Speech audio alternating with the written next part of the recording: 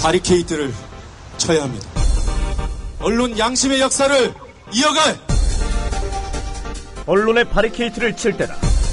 YTN 해직 기자 노정면의 뉴스바.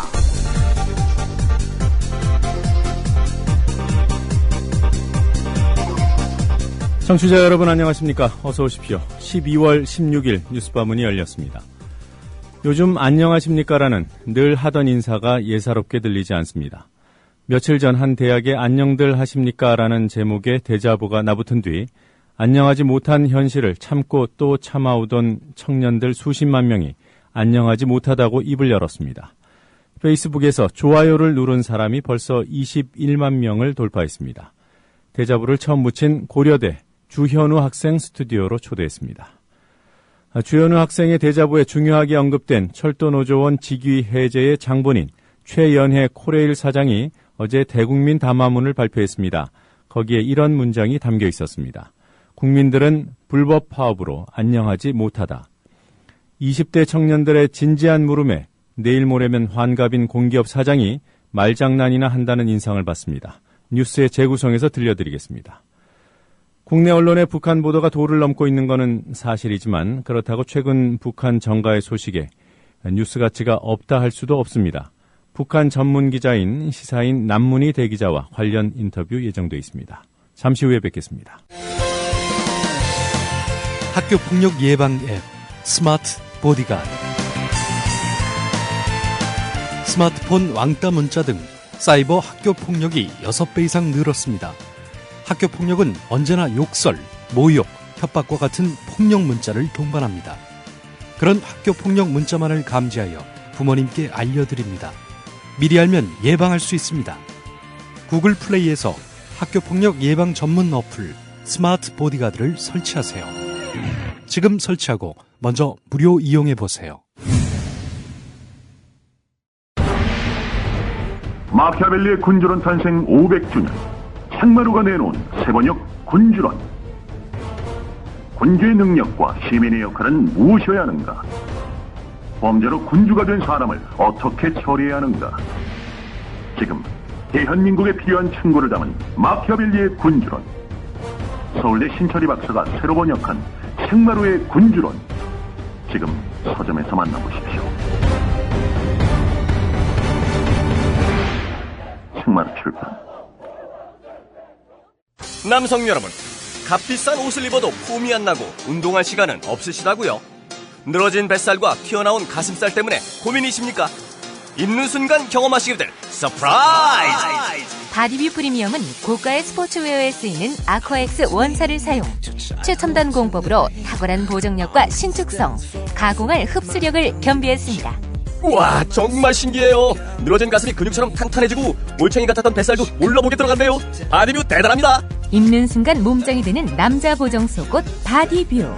포털 검색창에 바디뷰를 검색해보세요. 구매하실 때 배송 메시지에 국민TV라고 적어주시면 고가의 사은품을 드립니다.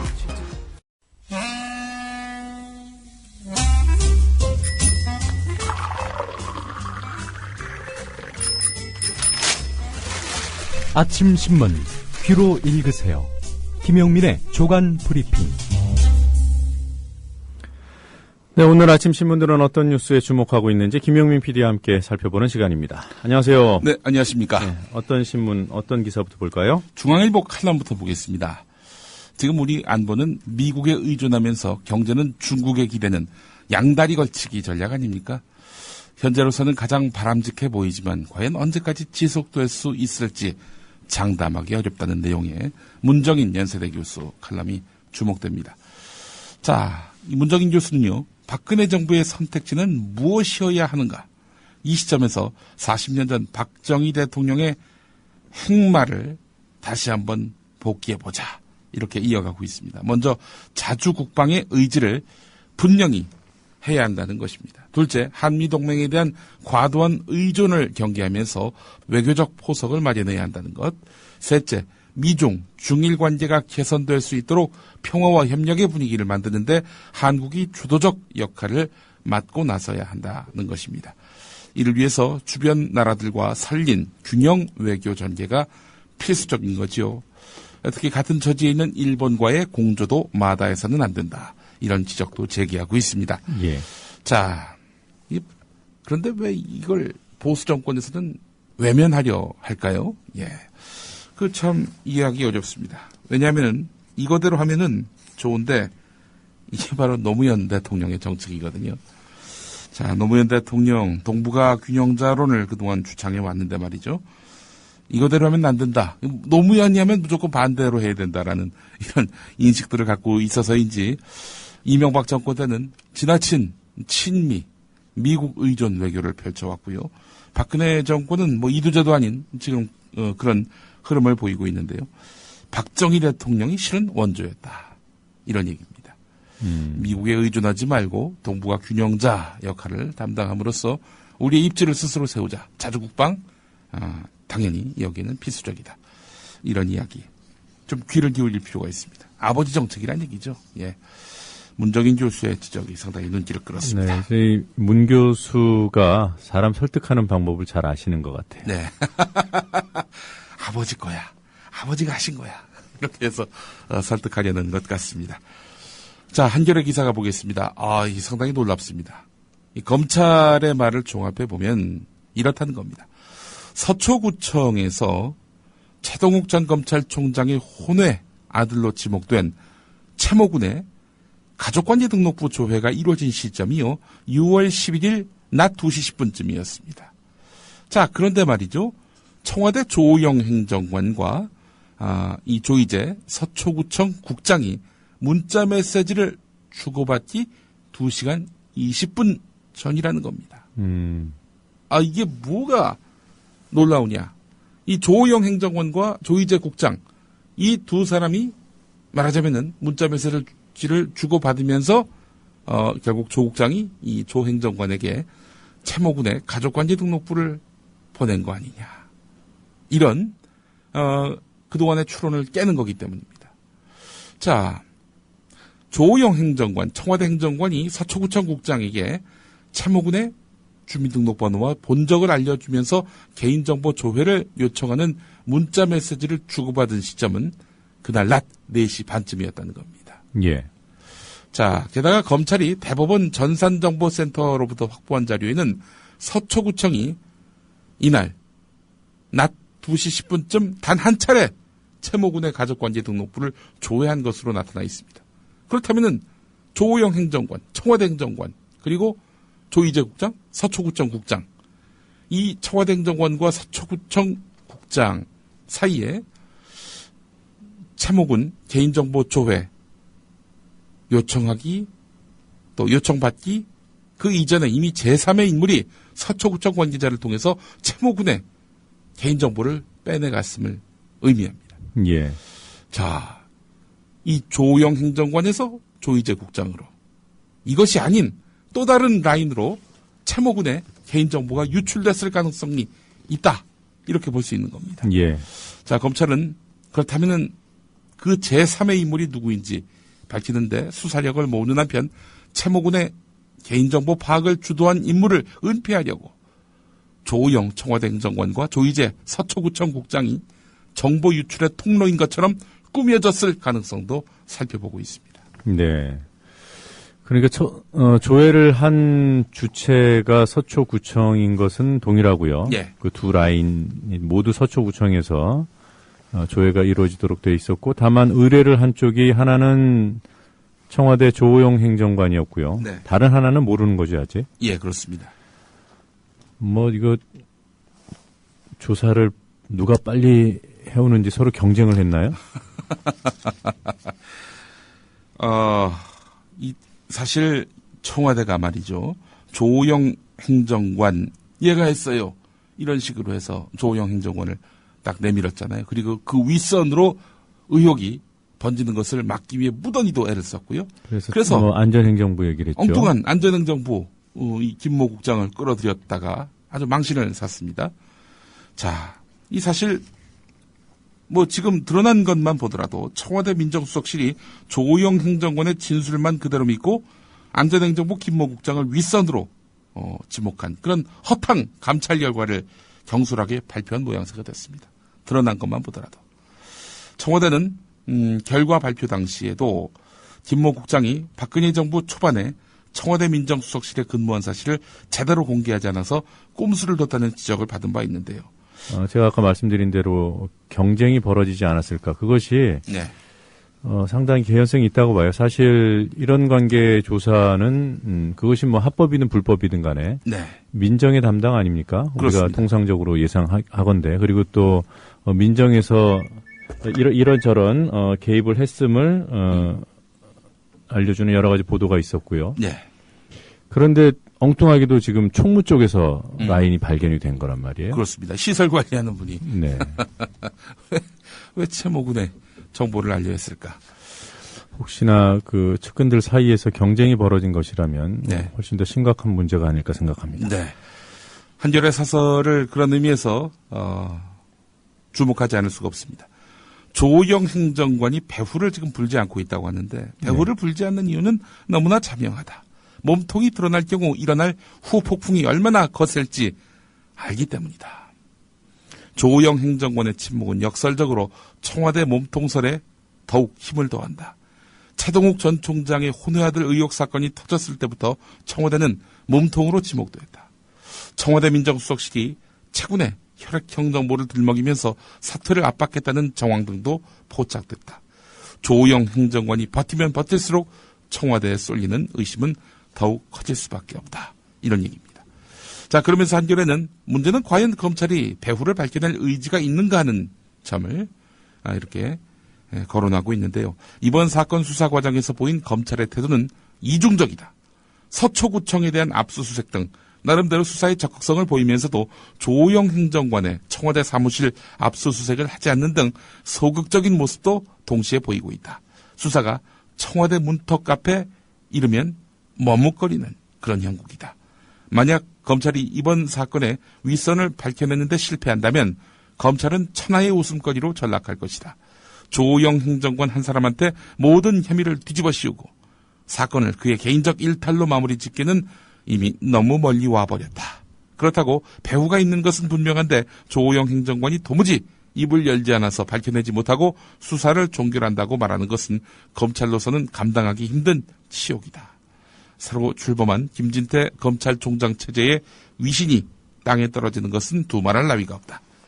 이제 검찰은 갈림길에 섰다. 검찰이 어떤 수사 결과를 내놓을지 국민은 주시하고 있다. 이런 내용입니다. 네. 자, 이 참이 너무 낯뜨거운 그 사설이 오늘 국민일보에 실렸습니다. 국민일보 통상 이제 사설이 한 3개 실리지 않습니까? 네. 웬만한 규모 있는 종합일간지 같은 경우 말입니다. 근데 2개의 사설을 터서 이렇게 국민일보가 사설 하나를 실었습니다. 제목이 뭐냐? 여의도 순복음교회가 단호히 대처해야. 이런 제목입니다. 자, 부제도 있습니다. 사설에 웬만하면 부제가 없잖아요. 허위 주장 일삼는 장로들 신앙인의 자세로 돌아가라. 이런 얘기입니다. 아마도 지난달 14일에 조용기 목사의 불륜 또 재정비리 의혹을 제기한 장로들을 상대로 한 그런 지적이라 볼 수밖에 없습니다. 네. 여의도 순복음교회 일부 장로들이 지난달 14일 이 교회 조용기 원로 목사를 상대로 제기한 의혹들이 대부분 사실이 아닌 것으로 밝혀졌다. 첫 문장이 이렇습니다. 사실이 아니라고 자기들이 이렇게 단정을 하네요. 교계에서는 일부 장로들의 저의를 의심하고 있다. 허위 사실을 흘려서 국민일보 설립자인 조용기 목사를 궁지에 몰아넣고 국민일보 한 세대 영산 조용기 자선재단의 경영권까지 빼앗으려는 의도를 갖고 있는 것으로 보고 있다. 일부 장로들의 빗나간 행태는 한국 교회를 위해 결코 바람직하지 않다. 하나님 나라를 확장하기 위해 무엇을 해야 할지 신앙인의 자세로 돌아가야 할 것이다. 여의도 순복음교회와 국민문화재단은 이 국민문화재단은요 국민일보의 그 사주격입니다. 네. 국민문화재단은 허위 사실을 유포해서 명예를 훼손한 일부 장로들과 이들의 주장을 사실인 것처럼 보도한 언론을 상대로 민영사상 책임을 물어야 한다. 그러면서 이렇게 해서 문장이 마무리되는데요. 사실은 이 문장이 이 사설을 싣게 한 결정적인 이유가 아니었겠는가 이렇게 추정됩니다. 무슨 문장이냐. MBC는 왜곡된 주장을 담은 PD 수첩을 방영할 계획인 것으로 알려져 있다. 공정방송을 추구한다면 일방적인 주장에 귀를 기울이면 안 된다. 이런 것입니다. 네. 진짜 하고 싶은 말은 MBC에다 하는 겁니다. MBC가 다음 주에 조용기 목사의 이 재정 또 불륜 의혹과 관련해서 PD수첩을 통해서 방영할 계획인데요. 여의도 순복음교회 특히 국민일보가 이런 그 보도에 앞서서 먼저 이거 사실 아니다라고 선수를 치는 거죠. PD수첩 언제 방영 계획이죠? 다음 주간인데요. 저희 PD수첩이 요즘 언제 방송되는지 잘 몰라가지고 예, 하여튼 이번 주간에 방송이 될 예정입니다. 이번 주요? 예. 네. 아니, 우리 국민일보가 말이죠. 지금 조용기 목사의 그 둘째 아들이 회장 아닙니까? 또 조용기 목사가 사실상 사주격이다 해도 과언은 아니고요. 자, 그렇기 때문에 지금 국민일보의 이런 사설은 보면 사주 있는 언론의 폐해가 어떤 것인지를 적나라하게 보여주는 그런 증거가 아니겠는가 저는 이렇게 판단을 합니다. 예. 한겨레 구면으로 가보겠습니다. 너무나 충격적인 내용입니다. 한명숙 은수미 민주당 의원이 삼성전자 서비스 협력사 기사 6,000명 가운데 조합원 880명을 대상으로 업무 환경 및 정신건강 실태 조사 결과를 공개했습니다. 노동환경건강연구소가 설문 조사와 분석을 맡았는데 조사 결과 협력사 노동자 3명 가운데 1명꼴로 주당 60시간 넘게 일하는 것으로 밝혀졌습니다. 매달 서너 차례 주말 근무를 한다고 응답한 이도 43%를 넘었습니다. 주말 근무가 5에서 6차례 이른다는 이도 25.6%였습니다. 그럼에도 이들은 근로시간이 아닌 수리 건수에 따라서 임금을 받기 때문에 비성수기 때에는 월급이 최저임금에도 못 미치는 경우가 발생하곤 했습니다. 자, 이건 약과입니다. 또 있습니다. 자살 위험성입니다. 최근에 감정노동 피해자로 주목받고 있는 다른 서비스 노동자 군보다도 삼성전자 서비스 협력사 직원의 이런 감정노동 피해가 더욱 높은 것으로 나타났습니다. 전체 880명 가운데 306명이 자살 충동을 느꼈다라고 밝혔고요. 이 가운데 40명은 실제로 자살 시도를 한 것으로 드러났다는 겁니다. 삼성전자 서비스 협력사 직원 상당수가 남성이죠. 임상혁 노동환경건강연구소장은 남성이 대부분인 수리기사들이 여성 감정노동자보다도 더 심각한 스트레스와 우울증을 호소하고 있어서 기업과 사회적 각성이 필요하다. 이렇게 지적했습니다. 자, 이렇게 한마디 촌평하고 싶네요. 노조 없는 회사 노동자들 안녕하십니까? 안녕들 하십니까? 네, 이런 지적이 나온 뒤에라도 대책을 세워야 됩니다. 예. 밀양의 이런 경고 조사 예. 정신적으로 고통을 받고 있다라는 보도들이 일부 나왔음에도 불구하고 우리 정부가 우리 예. 사회가 방치해오지 않았습니까? 예. 그래서 최근 잇따라서 안 좋은 소식들이 그런 비극들이 일어나고 있는 것 예. 이런 뿌리가 있기 때문이거든요. 예. 대책을 빨리 세워야 된다고 생각합니다. 예. 자, 오늘 동아일보, 조선일보와 경향신문의 기사가 너무 나도 극명하게 대조됩니다. 동아일보 일면을 가보겠습니다. 제목이 이렇습니다. 낙인 찍기 덫에 걸린 공공의료개혁. 이런 겁니다. 민영화가 아니다라고 정부가 설명함에도 불구하고 철도노조와 의사협회는 민영화다 이러면서 저항하고 있다. 경제법원은 야권에서 재벌 특혜라면서 반대를 하고 있는데 정부는 여론 설득도 못하고 속수무책이다. 이렇게 나오고 있습니다. 동아일보가 이렇습니다. 자, 정부의 서비스업 규제 개선안과 철도 경쟁력 강화 등 공공부문 개혁안이 노조와 이익단체들의 거센 반발로 장기 표류할 조짐을 보이고 있다. 정부의 거듭된 설명에도 불구하고 사실상 민영화 수순이라는 반대 측의 프레임에 갇혀서 한 발짝도 앞으로 나가지 못하고 있는 것이다. 국회에서는 경제활성화 법안들이 재벌 특혜, 부자 특혜라는 야당의 낙인 찍기로 장기간 계류되면서 기획재정부를 중심으로 한 정부 부처들은 정책을 발표만 하고 실행도 못하는 무기력증에 빠져 있다. 자, 여기서 철도 노조의 민영화 반대 투쟁과 관련한 조선일보의 평가도 한번 보겠습니다. 11면에 관련 기사가 있는데요. 한 철도 전문가는 철도 노조가 이런 수정안조차, 그러니까 정부가 민영화가 아니다라고 못 박은 그런 수정안조차도 민영화라고 외치면서 반대하는 이유는 독점이 깨지고 어떤 형태로든 비교 대상이 생겨서 방만 경영이라는 민낯이 드러나는 것을 두려워하기 때문이다 라고 말을 했다. 정부는 코레일과 철도 노조가 독점 체제를 바탕으로 한 과도한 인건비를 지출하는 등 방만 경영을 해오고 있다고 판단한다.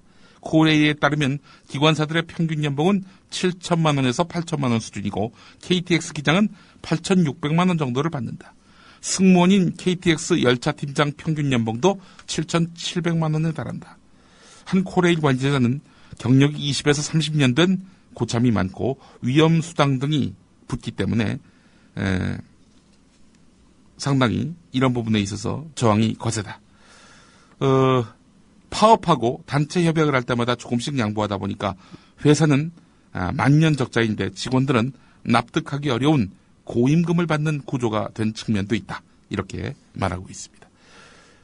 조종사들 파업할 때 조종사들 어마어마한 연봉 받고도 저렇게 파업한다라면서 손가락질했던 보수 언론들 이번에도 마찬가지로 같은 맥락과 같은 방법으로 철도 노조의 파업을 폄하하고 있습니다. 우리가 아무리 조선일보 보도에 대해서 비판을 하더라도 예. 무엇이 잘못됐다, 무슨 기사를 잘못 썼다 이렇게 얘기를 하지 당신들 연봉 많이 받잖아 이런 얘기는 안 하지 않습니까? 그렇죠.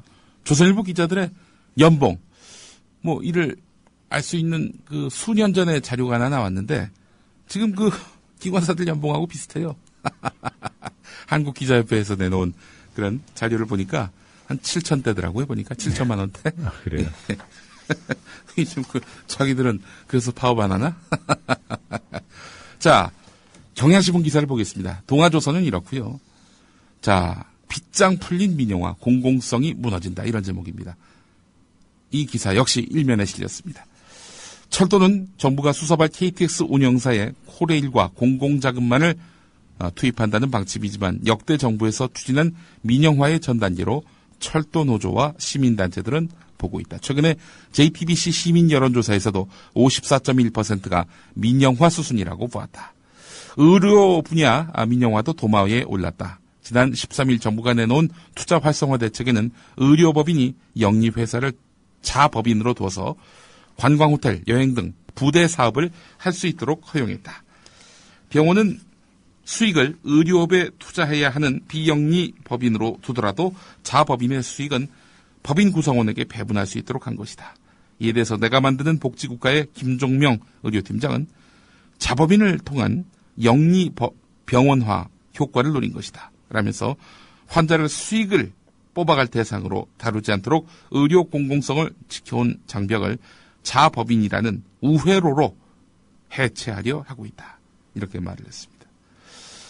그러니까 이제 지금 병원들은 수익을 내더라도 이것을 의료업에 투자하도록 되어 있습니다. 네. 절대 딴 데 투자를 할 수 없도록 되어 있어요. 자, 그러니까 이제 돈을 벌려는 병원 운영 주체들은 불만이 많죠. 그래서 차회사 만들어라. 차회사에서 돈 벌면 된다. 그래서 배당해라. 이런 식으로 이제 길을 터줬다는 거죠. 정부가 지난 13일에 내놓은 투자 활성화 대책이는 말입니다. 공교육 기반도 급격히 황폐화되고 있다는 경향신문 기사 내용 계속 보겠습니다. 정부는 지난 13일 연간 교육비가 5천만 원대에 달하는 국제학교의 잉여금 배당, 외국학교 국내학교 법인의 합작 설립, 방학 중 영어 캠프 등을 허용했다. 투자 활성화를 앞세워서 국내외 대자본에게 값비싼 교육 상품을 만들어서 팔 수 있는 물꼬를 터줬고 정부가 사교육과 비싼 특권 교육을 부채질하고 있는 셈이다. 천연가스 민간 수입자의 국내 판매를 허용하는 도시가스 사업법 개정안은 국회 논의 과정에서 일단 무산됐지만 불씨는 남아있다. 그냥 곳곳에서 지금 영리, 돈벌이 네. 이어지고 있다는 겁니다. 자, 경향신문의 관련 기사 하나 더 보겠습니다. 영국에서 철도를 민영화한 다음 어떻게 됐을까? 영국이 성공 모델인 것처럼 또 정부는 이야기를 했었죠. 자, 영국은 철도 민영화 후에 안전사고가 급증을 했고요. 요금도 15년 동안 2배 올렸습니다. 자, 스탠퍼드에서 런던 구간을 이용하는 그 시민들 얼마를 내야 되느냐? 16만 7천 원을 내야 됩니다. 비슷한 구간이죠. 천안 아산에서 동대구 구간은 26,300원인데요. 6배 이상 비쌉니다. 예. 영국처럼 된다면은 우리가 앞으로 천안 아산에서 동대구까지 16만 원 넘는 돈을 내고 다녀야 될 수도 있다. 이렇게 볼 수도 있는 겁니다. 예. 자, 뭐 이 요금은 요금대로 문제지만은 이게 사고가 크게 늘어났다는 점 이것도 걱정입니다. 자, 영국의 철도 사고는 1994년 997건에서 1997년 1700여 건으로 급증했습니다. 열차가 충돌해서 31명이 숨지는 대참사도 1999년에 있었고요. 신호결함으로 여객열차와 화물열차가 충돌한 사고입니다. 잇따르는 사고의 원인으로는 민간 회사들의 비용 절감이 지목됐습니다. 어떻게든 돈을 더 벌려고 안전에 들어가야 될 그런 비용을 줄이다 보니까 결국 이것이 사고로 이어질 수밖에 없다는 겁니다. 자, 일본도 보니까 7곳 가운데서 4곳이 적자에 허덕이는 바람에 정부 지원금으로 운영하고 있다는데요. 그래서 영국과 일본 모두 다시 국영화하거나 또 국영화할 수밖에 없는 그런 흐름으로 이어지고 있습니다. 과연 누구를 위한 민영화인가? 이런 질문에 답을 찾기가 힘듭니다. 영국과 일본에서는 말이죠. 어제 밤에요. 예. 그 서울 지하철 4호선 예. 정부 과천청사역에서 예. 그 오이도 방면으로 운행하던 지하철에서 내리던 승객 한 분, 노인분이신데요. 예. 그 지하철에 끼인 채로 끌려가는 사고가 있었습니다. 그래서 돌아가셨죠. 예. 이때 그 기관사는 파업에 참여하지 않는 그 필수 인력이었고요. 네. 문제는 그 문 개폐를 담당하던 직원을 대체 인력을 코레일이 투입했는데 네. 철도대학교 대학생이었습니다. 그래서 그 아이고 이런. 투입할 때 노조는 물론이고 이거 위험하다. 이거 전문 요원이 해야 되는 일이다. 네. 그런데 철도 노조에서 그 코레일에서 무시하고 투입했습니다. 그리고 며칠 뒤에 이런 사고가 났어요. 예. 이런 민영화 그냥 전문성, 안전성에 대한 인식을 조금만 낮추면 이런 끔찍한 사고가 일어나거든요. 예. 지금 철도 노조의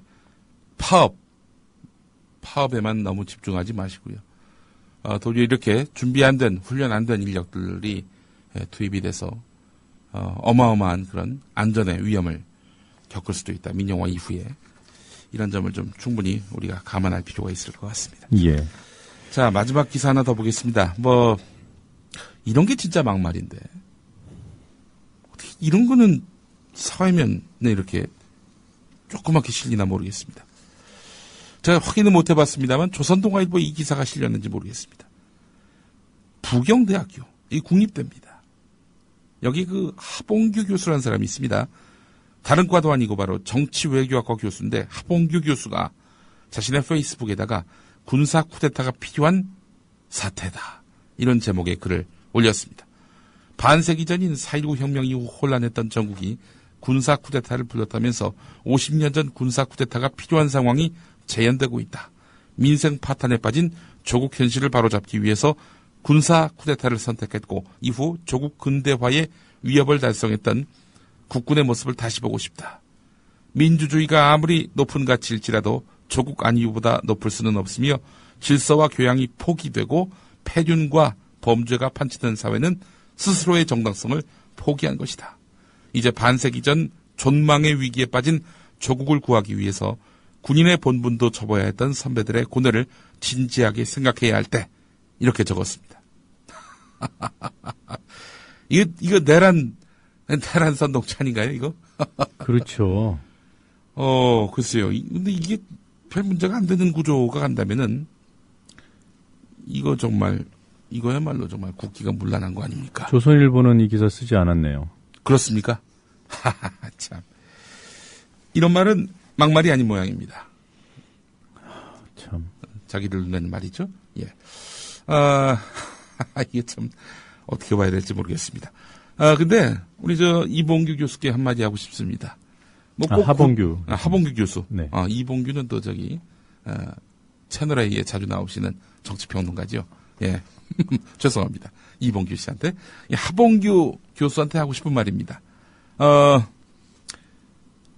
쿠데타가 있었잖아요. 지난 대선에서. 국정원을 동원해서 문제지. 군이 아니라. 예. 정보 쿠데타. 정보 쿠데타. 정보 쿠데타. 예. 정보 쿠데타가 있었잖아요. 뭘 또 군사 쿠데타까지 보시려고 하시는지 모르겠습니다. 자, 오늘 여기까지 해야 할 텐데요.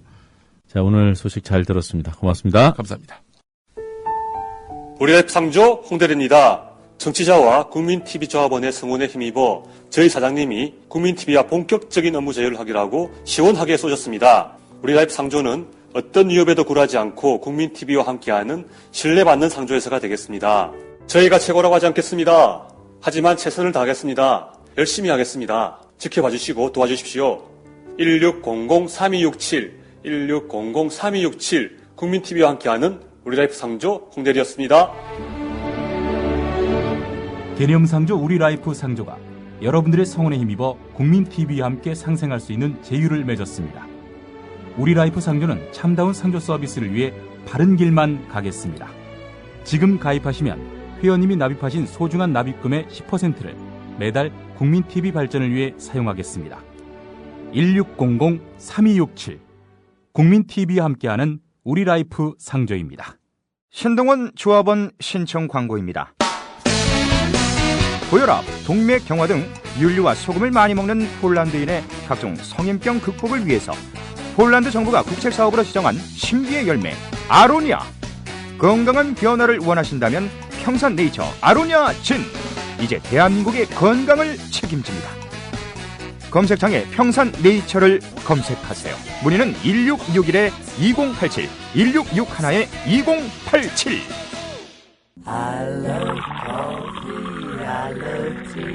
500원으로 즐기는 나만의 커피. 원두 쇼핑몰 헝그리 커피. 최정상급 로스터가 1년 이하 최고급 뉴크롭 생두를 로스팅해 즉시 배송해드립니다.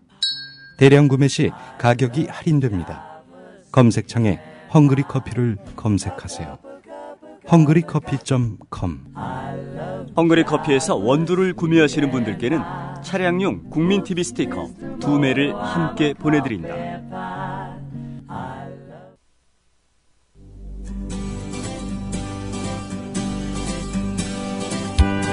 막간 퀴즈입니다. 오만불순하게 행동하여 우리 군대와 인민의 치솟는 분들을 자아냈다. 북한은 장성택의 처형 이유 가운데 하나로 이걸 꼽았습니다. 이걸 했다는 건데요. 다음 중 무엇일까요? 1번 혼외자식을 뒀다. 2번 김정은의 최고 지도자직 선출 과정에서의 댓글 작업을 조사했다. 3번 김정일과 엮어서 애비나 아들놈이나라고 말했다. 4번 일어나서 박수를 건성건성 쳤다.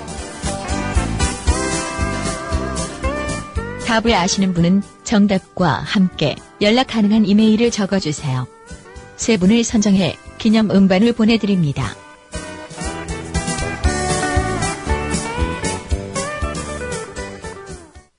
돌발 영상을 보실 때마다 그 뒤에 숨은 제작자가 궁금하지는 않으셨습니까? 돌발 영상 노종면 PD. 자, 국보 1호 숭례문의 붕괴 가능성이 시간이 갈수록 더 커지고 있습니다. 네, 현장 상황을 좀 정리를 해주셔야겠어요. 네, 그렇습니다. 안녕하십니까. 뉴스타파 앵커 노종면입니다. 3년 5개월 만에 스튜디오 아닌 스튜디오에 앉아 카메라를 바라봅니다. 지금 여러분께서는 YTN 해직 기자 노종면이 진행하는 노종면의 뉴스바를 듣고 계십니다. 노종면의 뉴스바는 매일 아침 7시부터 9시까지 국민TV 라디오로 방송됩니다. Images showing 那鉴于当前叙利亚局势 국제뉴스 한반도 정세를 한눈에 황준호의 월드 리뷰. 네, 지구촌과 한반도 정세에 관한 뉴스들 정리해보는 시간입니다. 국제뉴스 전문 캐스터 황준호 기자 연결하겠습니다. 황준호 기자님 안녕하세요. 예, 안녕하십니까. 자, 장성택 처형 이후에 북한 어떤 상황인가요, 지금? 장성택이 목요일에 처형됐고 북한이 그 사실을 밝힌 게 금요일이었는데요. 북한 매체들이 토요일에는 김정은 제1비서의 인민군 설계연구소 시찰 소식, 그리고 어제는 강원도 원산의 마식령 스키장 방문 소식을 전했습니다. 장성택 처형 이후에 북한의 일단을 살짝 보여줬는데요. 김정은이 실제로 그런 곳들을 방문한 시점은 처형 날로부터 토요일 사이였던 것 같은데, 어쨌든 북한에 아무 일이 없다는 것을 보여주기 위한 행보로 해석됐습니다. 김정은하고 부인 리설주를 연결해줬던 사람이 장성택이어서 리설주한테도 무슨 일이 있어질지 모른다, 이런 추정도 있었는데, 장성택 처형 후에 나온 기록 영화에 리설주가 2번 등장하면서 별 문제가 없다는 사실도 보여줬습니다. 기록 영화에 나왔다는 건 어떤 의미죠? 기록 영화에 지난번에 장성택 처형 후에 실각 후에는 숙청 후에는 기록 영화에서 다 삭제된 모습을 보였었거든요. 네. 그래가지고 북한 사람들이 그런 걸 할 때 아주 철저하게 그걸 지키고 있는데 리설주가 2번이나 나왔다는 것은 전혀 영향이 없었다, 이런 의미로 보여질 수 있습니다. 그러나 지금 현재 모습이 어떤지가 나온 건 아닌 상태죠. 그렇습니다. 네. 예. 김정은 위원장의 고모인 김경희 비서 상태가 어떻습니까? 김경희는 장성택의 부인인데요. 네.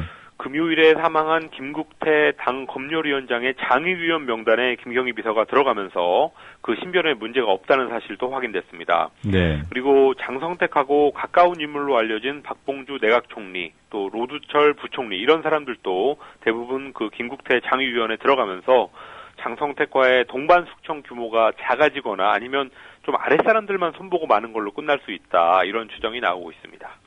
네. 내일이 김일성 사망 2주기인데요. 그 추모 행사에 나오는 면면들, 이런 것들을 보면은 누가 살아남고 누가 없어졌는지 그런 것들을 종합적으로 알 수 있을 것 같습니다. 만약에 리설주가 내일 모습을 드러내지 않으면 어떻게 해석을 해야 되죠? 그거는 굉장히 큰 의미로 해석을 해야 될 것 같습니다. 그렇습니까? 예. 네. 자, 이 대남 발언 나온 게 있어요? 북한 조국평화통일위원회 조평통에서 운영하는 대외 사이트 우리민족끼리를 통해서 장성택 처형 이후에 어제 처음으로 대남 발언을 했는데요. 남측 정부의 대응, 그리고 남측 매체들의 보도, 이런 것들에 대해서 특대형 도발이라고 거칠게 비난했습니다. 자기네 최고 존엄에 대한 악담을 했다, 이런 표현이 나왔는데요. 아마 장성택 처형과 관련된 김정은의 부인 리설주에 대한 일부 보도, 이런 것들을 가리키는 게 아닌가 해석되고 있습니다. 북한의 이런 반응은 충분히 예상된 거였는데, 그렇지만 우리민족끼리 논평이라는 비교적 낮은 형식으로 반응을 했다는 거는 일단은 한번 짚고 넘어가는 정도의 제스처로 보입니다. 그런데 오늘 박근혜 대통령이 외교안보 장관 회의를 직접 주재하면서 북한 정세를 논의한다고 하는데요. 그 후에 어떤 말이 우리 정부에서 나오는지, 여기에 따라서 북한의 대응 수위도 달라질 수 있어 보입니다. 네.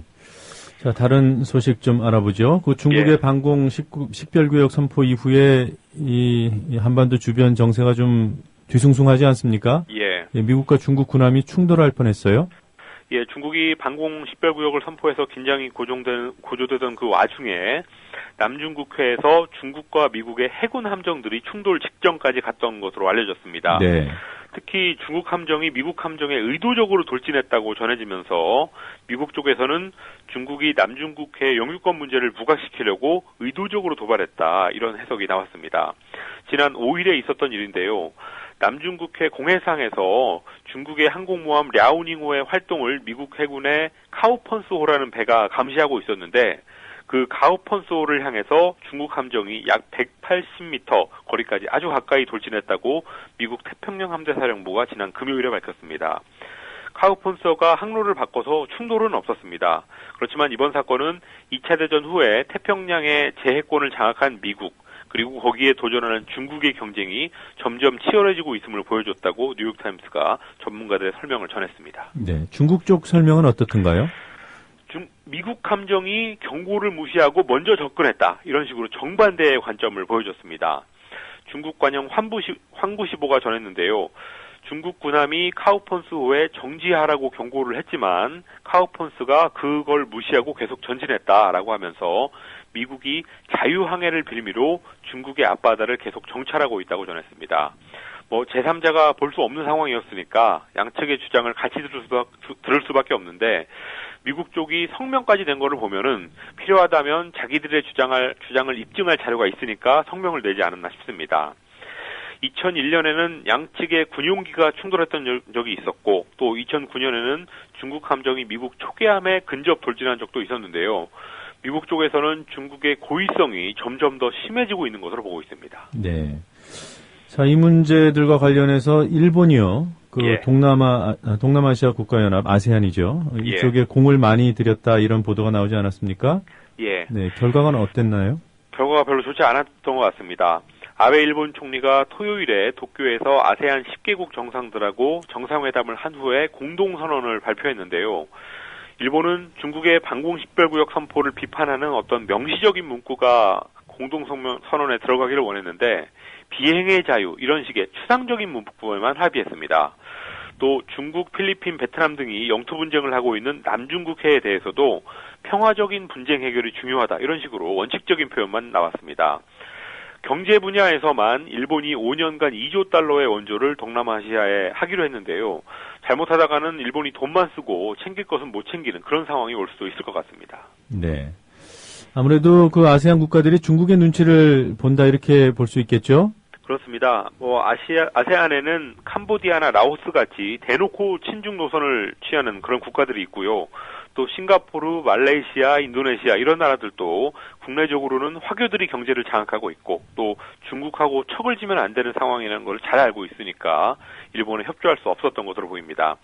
아베가 지난 1년 동안 동남아 국가들하고 중국의 사이를 벌리려고 모든 아세안 회원국들을 방문하면서 각종 보따리를 풀어놨었는데요.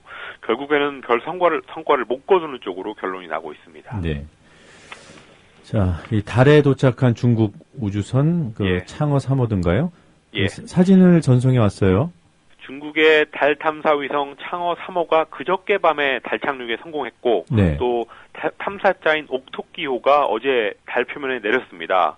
중국이 미국, 러시아에 이어서 세계에서 세 번째로 달 착륙에 성공한 건데요. 또 이어서 창어 3호하고 옥토끼호가 서로를 찍은 사진을 어젯밤에 지구로 전송하는 데도 성공했습니다. 컬러 영상이 실시간으로 전송됐는데요. 옥토끼에 설치한 중국 국기 오성홍기를 선명하게 사진에 담았습니다. 지구 밖에서 오성홍기를 촬영한 것은 이번이 처음인데요. 베이징 우주통제센터에 있던 시진핑 주석 등이 손뼉을 치면서 기뻐했습니다. 중국의 마카이 부총리는 중국과 중국 공산당 그리고 전체 중국인의 위신이 높아졌다고 강조했는데요. 우주 개발에 있어서도 미국을 바짝 추격하는 모습을 중국이 보여줬습니다. 네. 자, 미국의 전직 CIA 직원인 스노든이 폭로한 기밀문서의 분량을 끝내 파악하지 못할 것 같다는 기사도 있었군요. 미국 정보당국의 전 세계적인 감시 프로그램에 관한 문서를 스노든이 유출해서 파문이 컸었는데요. 그게 얼마나 되는지 정확히 파악하는데 끝내 실패할 것으로 보인다고 뉴욕타임스가 미국 고위 관계자들을 인용해서 보도했습니다. 스노든은 국가안보국 하와이 지국에서 일하면서 수만 건의 기밀 자료를 빼냈는데요. 하와이 지국은 다른 국가안보국의 시설하고는 다르게 직원들의 활동 내용을 실시간으로 시간대별로 감시하는 그런 소프트웨어를 갖추지 못해서 뭘 빼냈는지 추적이 힘들다고 합니다. 그리고 앞으로 뭐가 더 공개될지 모른다는 점도 미국 정부로서는 답답한 부분인데요. 그동안에도 언론사가 기사를 쓸 때야 겨우 그 내용을 알아내서 기사가 나가기 전에 외국 정상들한테 통보를 해준다거나 양해를 구해왔었는데 앞으로도 그런 패턴이 이어질 것으로 보입니다. 네. 자, 끝으로 한 가지만 더 여쭤보겠습니다. 칠레 대선 결선 투표 결과 어떻죠? 칠레도 우리나라처럼 오후 6시에 투표를 마감하는데요. 우리보다 12시간 늦으니까 한 1시간 반 전쯤에 투표가 끝났습니다. 네. 언론들이 출구조사 결과를 발표했는데 예상대로 중도좌파인 미첼 바첼렛 후보의 승리가 유력합니다. 바첼레트의 예상 득표율은 61에서 2% 정도를 보였고 또 보수 우파의 마테이 후보는 38~9% 정도에 그칠 것으로 나왔습니다. 한 달 전 1차 투표 때는 46대 25였는데 나머지 표를 이번에 대략 한 반반씩 나눠 가진 셈이 됐습니다. 바첼레트는 이미 대통령을 한 번 한 사람인데요. 아버지가 군인이었는데 과거 피노체트 독재 시절에 독재에 협력을 거부하면서 고문당하고 결국 사망했었습니다. 바첼렛 본인도 외국에 망명을 갔다 왔었고요. 또 반면 현 여당 후보인 마테이의 아버지는 역시 군인이었는데 피노체트 독재 정권에서 큰 역할을 했었고 그 딸이 이번 선거에서 피노체트 잔당의 후보로 나와서 패배했습니다. 네. 자, 오늘 여러 가지 소식 잘 들었습니다. 고맙습니다. 감사합니다. 뉴스와이 JTBC 보도. 다시 한번 여쭙겠습니다. 안녕하십니까? 안녕하십니까? 그렇습니다. 우리 회비 안녕하지 못했습니다. 전국 각지에서 올라온 대학생 수백 명이 한자리에 모였습니다. 파업에 참가한 철도노조 조합원 수천여 명이 불과 며칠 만에 직위 해제되는 현실을 지켜보며 쓴 대자보 한 장이 많은 사람의 마음을 울렸습니다. 이 대자보를 읽으면서 내 주변에 있는 더 가까운 문제들에 대해 내가 너무 소홀하고 무관심했었구나라는 부끄러움이 생겼습니다. 저마다 안녕하지 못한 이유를 외치는 학생들. 경쟁사회 속에서 살아남아야 하는 그런 현실이 가장 힘들고 팍팍하게 그들의 삶을 만들고 있다고 생각합니다. 뭐 이런 대학생들만 있는 건 아니고요. 하지만 일베 회원이 어제 조 씨의 대자보를 찢은 뒤 빨갱이들이 학교 망신시키는 꼴이 보기 싫었다며 인증샷을 일베에 올렸습니다. 안녕들 하십니까라는 제목으로 창작돼 인터넷에 유포되고 있는 노래. 안녕들 하신가요? 엄마는 울고 있는데 안녕한가요? 숨죽이라는데 안녕들 하신가요? 밤은 깊어가는데 안녕한가요? 새벽 오질 않는데 너도 나도 모두에게 안녕을 말하지만 몸도 맘도 모든 것을 잃어가잖아요. 안녕들 하신가요? 할매는 넘어졌는데 안녕한가요? 좋은 게 좋은 건가요? 철도 노조 파업, 수천 명 집단 직위 해제가 사실상 안녕들 하십니까? 신드롬의 출발점. 이런 청춘들의 분노를 자아낸 주인공, 최연의 코레일 사장. 안녕들 하십니까? 신드롬을 비웃기라도 하듯 이런 담화문을 발표하는데 법과 질서를 지키지 않는 노조는 세계 어디에도 없습니다. 우리 국민들은 불법 파업으로 안녕하지 못합니다. 안녕하지 못합니다. 안녕하지 못합니다.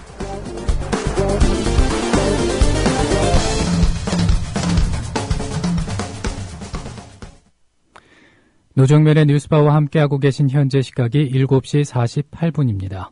이 시각 간추린 뉴스입니다. 철도노조 파업으로 대체 인력이 투입돼 운행하던 코레일 열차에서 80대 승객이 열차 문에 발이 끼인 채 끌려가다 숨지는 사고가 발생했습니다. 코레일과 경찰에 따르면 어젯밤 9시쯤 서울 지하철 4호선 정부과천 청사역에서 84살 김모 씨가 전동차에서 내리던 중 문이 닫히면서 발이 끼었습니다. 그러나 기관사는 이를 인지하지 못한 채 열차를 출발시켰고 김 씨는 1m 이상 끌려가다 승강장 스크린도어 등에 머리를 부딪혀 병원으로 옮겨졌으나 결국 숨졌습니다. 조사 결과 해당 열차의 출입문 개폐 조작을 담당한 승무원은 대체 투입된 철도대학 재학생인 것으로 확인됐습니다. 철도노조 파업 8일째를 맞은 오늘부터 수도권 전철과 KTX가 감축 운행에 들어갔습니다. 오늘부터 주중 수도권 전동열차의 운행 횟수는 8.4% 줄고 무궁화호도 10회 감축됩니다. 또 평소 주중 200회, 토요일에 232회 운행되던 KTX 열차는 내일부터 주중 176회, 주말 208회로 줄어듭니다.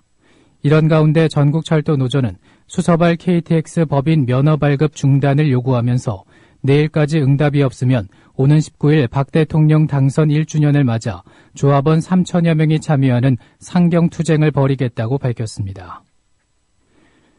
최동욱 전 검찰총장의 혼외 아들로 지목된 채모 군의 개인정보 유출에 관여한 혐의를 받고 있는 청와대 조호영 행정관과 서울 서초구청 조희재 행정지원국장의 구속 여부가 내일 결정됩니다. 서울중앙지법은 내일 오전 11시 이들에 대한 영장 실질 심사를 엽니다. 월요일인 오늘 밤새 기온이 뚝 떨어지면서 맹추위가 이어지고 있습니다. 경기 북부와 강원 영서지방에 한파주의보가 내려진 가운데 오늘 아침 6시 50분 현재 서울의 기온이 영하 7.3도, 동두천은 영하 11.5도, 파주 영하 13.1도, 철원 영하 15도 등 중부 대부분 지방의 기온이 영하권으로 떨어져 있습니다. 기상청은 낮부터 기온이 점차 오르면서 서울의 기온이 영상 2도 등 평년 기온을 회복하겠다고 밝혔습니다.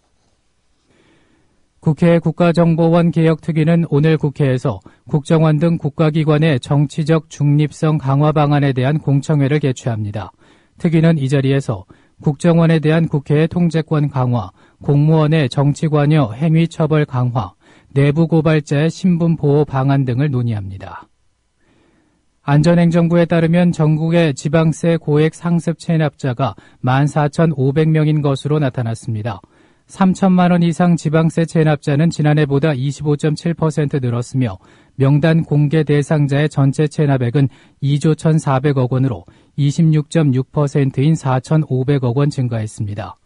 전국 체납액 1위는 개인의 경우 서울시에 84억 원을 안 낸 조동만 전 한솔 부회장이 차지했고 4,600만 원을 체납한 전두환 전 대통령이 새로 포함됐습니다. 사기성 기업어음 발행 의혹을 받고 있는 현재현 동양그룹 회장이 오늘 오전 10시 검찰에 출석합니다. 서울중앙지검 특수일부는 현 회장이 전략기획본부로부터 동양그룹의 자금 상환 능력이 없다는 보고를 받고도 기업어음 발행을 계속하도록 지시 혹은 계획했는지 등을 추궁할 예정입니다. 이 시각 간추린 뉴스였습니다.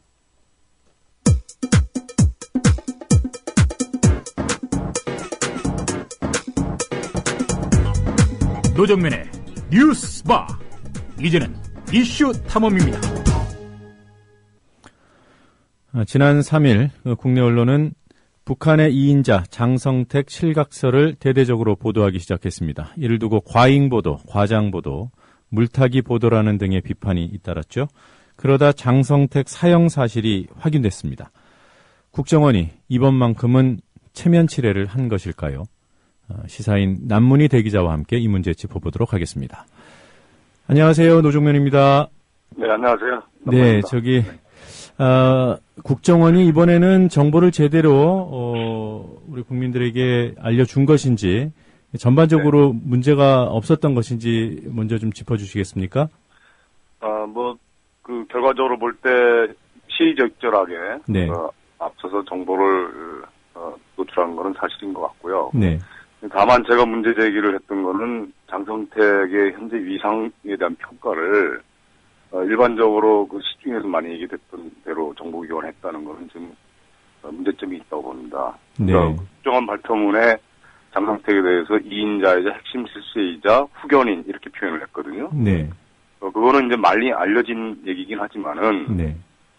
그동안 김정은 정권 권력 체제 안에서 장성택의 위상이었던 실제적인 모습과는 좀 다른 부분이었는데 네. 정보기관이 그런 부분까지도 좀 정확하게 얘기를 해줬으면 더 좋지 않았을까 하는 생각이 듭니다. 국정원이 모르고 그런 겁니까? 아니면 알고도 그랬다고 보십니까?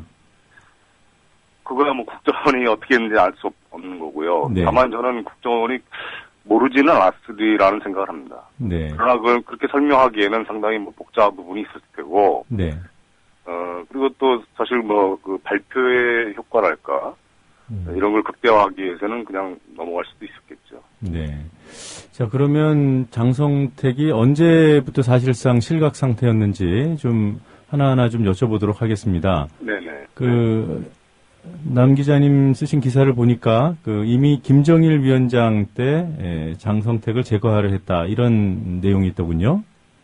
그러니까 제거라고 하는 표현은 좀 약간 너무 극단적인 표현일 수도 있고요. 네. 제거가 안 된 것처럼 보이니까요. 네. 그러니까 사실상 권력의 핵심에서 장성택을 수사를 좀 바깥으로 밀어낸 부분에 주치는 그런 이미 있었죠. 그 이유는 2008년 8월에 김정일 위원장이 쓰러지지 않았습니까? 네. 그리고 10월에 다시 깨어났는데 그 2달 사이에 상당히 많은 일들이 있었어요. 그러니까 그 부분이 지금 국내에서 이렇게 제대로 소개가 안 된 부분이 있기 때문에 지금 현재 여러 가지 그 오해들이 있는 게 아닌가 하는 생각이 드는데, 네. 당시에 그 장성택이 김정남하고 손을 잡고 권력을 농단하려고 하는 그런 일들이 있었죠. 그게 북한 권력 내에서 상당히 파문이 있었고요. 네. 근데 이 조합, 장성택과 김정남 조합은 사실 그 김정일 위원장이 제일 경계를 했던, 위험시했던 그런 조합이거든요. 자칫 저렇게 가다가는 북한 권력 자체가 무너질 수가 있다라는 생각을 했던 건데, 네. 우려했던 일이 벌어진 거고, 그 시점에 이제 김경희, 장성택 부인 김경희는 이거를 얼마나 철저히 반대를 했었고, 그 다음에 김정은, 그 다음에 김옥, 그 다음에 그 김설송이라고 김정일 위원장의 그 맞딸이고, 네. 이복누이죠, 김정은의. 네. 이 네 사람이 이제 똘똘 뭉쳐서 여기에 맞서는 그런 이제 대립구도가 있었다고 그래요. 그리고 이제 2008년 10월에 김 위원장이 일어나서 보니까 이런 사단이 일어난 걸 보고 김정남을 그때 내쫓고 장성택에 대해서는 세력화를 하지 못하도록 돈줄을 다 잘랐다. 이렇게 저쪽에서는 표현하고 있습니다. 네. 그러면 김정남, 이 장성택 어떤 연계 이런 세력이 김정일 위원장이 쓰러지기 전에는 없었던 겁니까? 예전부터 그런 조짐은 있었죠. 2000년대 초에도 사실 그런 얘기들이 있었고, 그래서 사실은 그 부분을 지금 걱정을 했던 거죠. 네, 그러다가 쓰러진 네. 뒤에 그 김정남, 장성택의 이제 세력화 움직임이 있었다.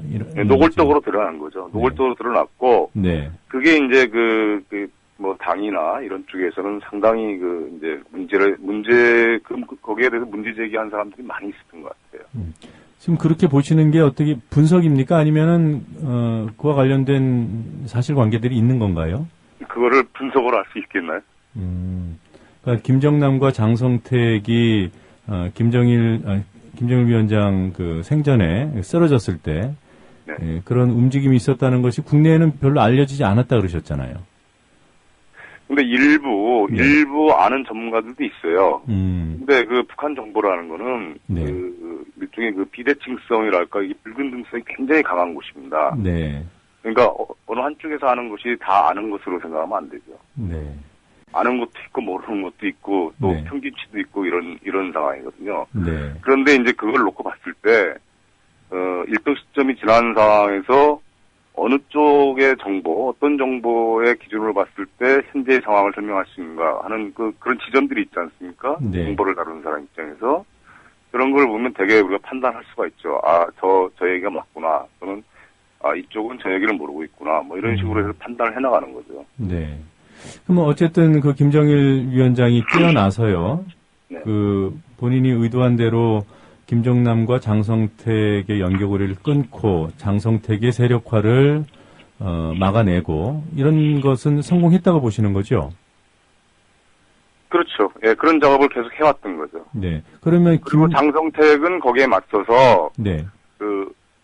뭐 자기가 살아남기 위해서도 그렇고 살아남기 위해서는 세력화가 어느 정도 필요하니까 할 수 있는 방법은 어떻게 하든지 일종의 저는 그걸 김정일 위원장의 주술이라고 생각을 하는데 네. 주술이라는 표현을 쓰는데 어떻게 하든지 돈줄을 잡아야 되는 거죠.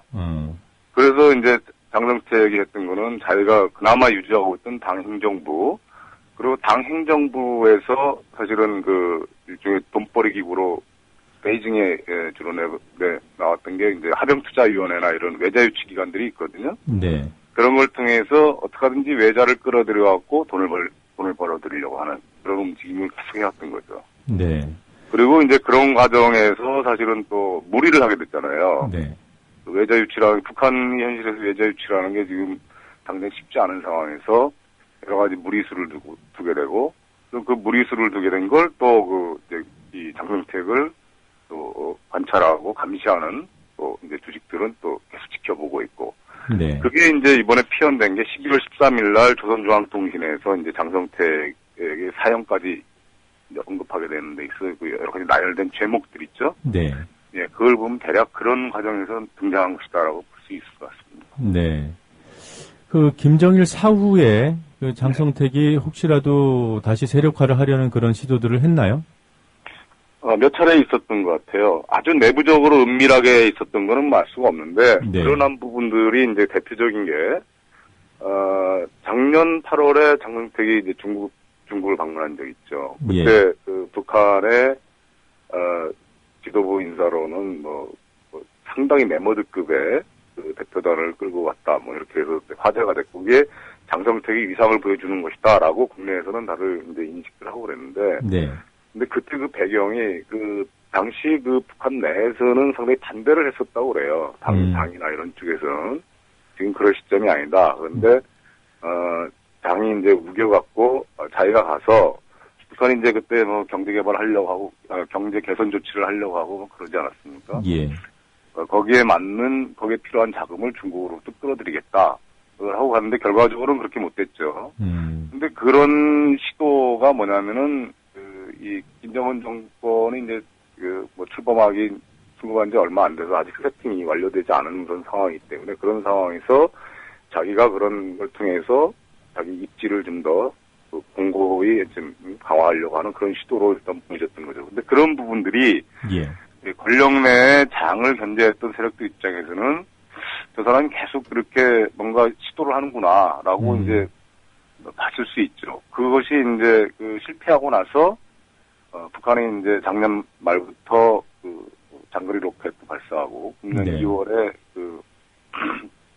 핵실험을 하지 않았습니까? 예. 그렇게 강경기조로 가는 그 흐름 속에서 장성택의 가택연금이 이런 얘기가 금년 2월, 3월에 나왔던 이제 그런 연장선이 아닌가 하는 생각이 듭니다. 그리고 사실 최근에 대표적인 것들 중에서 제가 볼 때는 드러난 거는 뭐냐면은 일본 쪽하고의 어떤 접촉선을 유지하려고 했던 부분인 것 같아요. 그러니까 작년에는 중국을 통해서 돈을 끌어들이려고 했던 거고, 그게 실패하니까, 이제 일본 쪽으로 방향을 돌리려고 흐름이 있었죠. 11월 6일 날 안토니오 이노키 의원이 이제 평양을 방문했을 때 그때 만났던 사람이 장성택이거든요. 올해요? 네. 예, 그렇죠. 안토니오 이노키 당국은, 아베 일본 총리가 그동안 당국을 추진해왔는데 그거에 대한 정부 추진 내지 타진을 위한 것이라고 저는 보는데 아베가 방북할 경우에 북일 간에 여러 가지 프로젝트를 진행하려고 했던 부분들이 있는 것 같아요. 제가 그동안 몇 차례 보도하기도 했고 그렇지만은 남포에 일본 공단을 만든다 했지. 얼마 전에 제가 파악한 거는 원산에 일본의 어떤 산업공단을 크게 만들려고 하는 시도도 있었다라는 얘기들이 있는데 네. 그런 프로젝트를 이제 당이 나름대로 이렇게 주도를 하면서 그렇게 되면 생기는 게 많이 있지 않겠어요? 네. 북한의 위상도 다시 확보할 수 있고, 그런 시도를 했던 것 같습니다. 예. 근데 이제 북한 권력의 핵심에서 장과 이렇게 대립적인 위치에 섰던 사람들은 그런 걸 보면은, 이게 그냥 넘어갈 수 없겠구나 하는 생각을 하지 않았을까 하는 생각이 듭니다. 조금 전에 말씀해 주신 내용을 간단하게 좀 정리를 해보면 2012년 8월, 작년 8월에 중국 방문한 것이 나름대로는 일종의 재기를 노린 것인데 그게 이제 실패로 돌아갔고요. 그렇죠. 그러다가 올 2월에 가택연금 말씀을 하셨어요. 네네네. 예. 그런데 올해 11월 6일에는 또 뭔가 시도를 했단 말이에요. 안토니오 이노키를 만나는 것 등등을. 네. 그럼 어떻게 되는 겁니까? 가택연금 됐다고 당시 가택연금 얘기가 있었는데, 네. 이제 그래서 3월 30일 날 당중앙위 전원회의 전체회의에서 이제 핵 경제 병진 정책을 발표했잖아요. 예. 3월 30일 날. 그래서 원래는 그 자리에도 참석을 못할 것이다라는 얘기가 있었대요. 그런데 네. 참석을 했거든요. 그래서 그 뒤에 나온 얘기는 사실 그렇게까지 가려고 했는데. 그리고 당시에 아마 장성택의 평양시 쪽 측근들은 상당히 많이 평양시 건설 과정에서의 어떤 비리나 이런 걸로 해서 정리도 되고 그랬던 것 같아요. 그때 이미요? 예. 네. 그러니까 그때 이미 회오리 바람이 한번 불었는데 그래도 이제 대외적으로 볼 때 고모부이기도 하고 또 장성택이 인지도가 있는 인물이기 때문에 네. 그거는 일단 넘어가서 일단은 체면 치레 정도 하는 수준으로만 일단 그 정도 직위를 유지시켜주고 단 권력에 이렇게 도전을 하거나 그런 움직임을 하지 않는 조건에서 일단 그냥 넘어갔던 것 같아요. 그러니까 장이 그런 수준에서 이렇게 계속 자숙을 한다 이렇게 이런 모습을 보였다면은 뭐 결과론적으로 봤을 때 뭐 그냥 넘어갈 수 있지 않았을까 하는 생각이 드는데 일본과의 움직임을 볼 때는 장성택은 이제 그럴 생각이 없었던 것 같아 보입니다. 그러니까 11월 6일에 안토니오 이노키를 만난 것은 국가체육지도위원장이라는 그 직함을 가지고 만난 거죠? 예, 그렇죠. 그러니까 그 직함을 부여받을 때는 이 정도에 만족하고 자숙하시라. 그렇죠. 그런 신호였는데 그럼에도 불구하고 나름대로 뭔가를 시도한 것으로 북한 권부에서는 봤다. 이렇게 분석하시는 거죠? 예. 네. 그거는 제 분석입니다. 예. 2월 가택연금도 그 설인가요? 어떻습니까? 가택연금에 대해서는 당시 언론 보도를 보면은 네. 그 여러 군데서 포착을 한 흐름이 있어요. 네. 그러니까 그거는 이제 많이 알려진 것 같아요. 예. 크게 주목을 못 받고 그냥 넘어간 거죠. 네. 그 뒤로도 뭐 장성택이 국가체육지도위원회 위원장 이런 타이틀을 가지고 움직이고 그러니까 뭐 그냥 넘어갔다는 생각이 드는데 그거는 사실이었던 것 같아요. 예. 지금 그 남 기자님 말씀을 들어보면 뭐 이 정도 흐름이고 이 정도의 일들이 뭐 지금 말씀하신 것 중에 상당수는 이미 사실로 확인된 내용들 아니겠습니까? 네. 그러니까 작년 8월에 중국을 방문한 것도 그렇고요. 네. 그러면 국정원이 이런 상황을 아무리 국정원의 대북 정보력이 떨어졌다고 하더라도 모를 리 없었을 거라고 생각을 하는데요.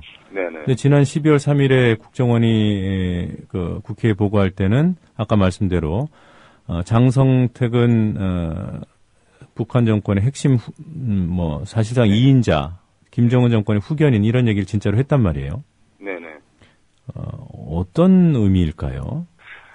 저도 국정원이 이걸 모르고 그런 표현을 썼다고 생각하지는 않습니다. 네. 장성택의 영향력이 떨어졌다는 거는 사실은 작년 9월부터 나온 얘기예요. 예.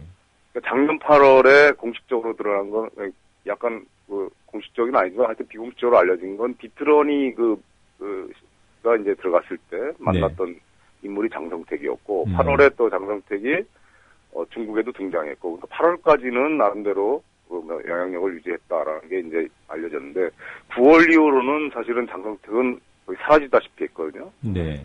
9월 이후로 등장한 인물이 최룡해입니다. 네. 최룡해가 이제 움직이는 게 포착이 되고 그래서 중국 쪽에서도 이미 장성택은 영향력을 상실한 게 아니냐라는 얘기가 이미 그때부터 나왔고 미국도 그 얘기를 이제 정보기관이나 핵심 쪽에서는 알고 있었다고 보고 있고요. 네. 그런 사실을 우리 국정원이 모를 리가 없죠, 사실은. 그럼 국정원의 어떤 정보 능력이 그렇게 우리가 보통 시중에서 얘기하는 것처럼 형편없다, 북한의 저런 것도 모른다, 이렇게 얘기를 상상할 수준은 아니라고 생각을 해요. 네. 국정원도 북한 정보에 대해서는 상당한 수준의 세계적인 수준이죠.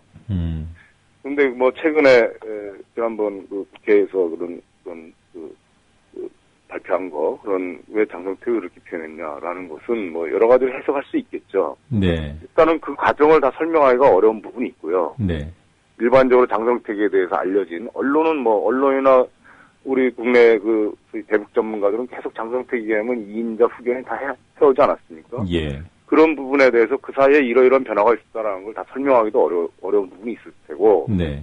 두 번째는 정치적인 효과라는 측면에서 장성택이라는 인물이 북한 체제에서 이렇게 아직도 비중이 큰 인물인데 이런 어떤 타격을 받고 있다라고 했을 때 극적인 효과가 더 클 거고. 네. 그거야 이제 얼마든지 그렇게 추론할 수 있겠죠. 네.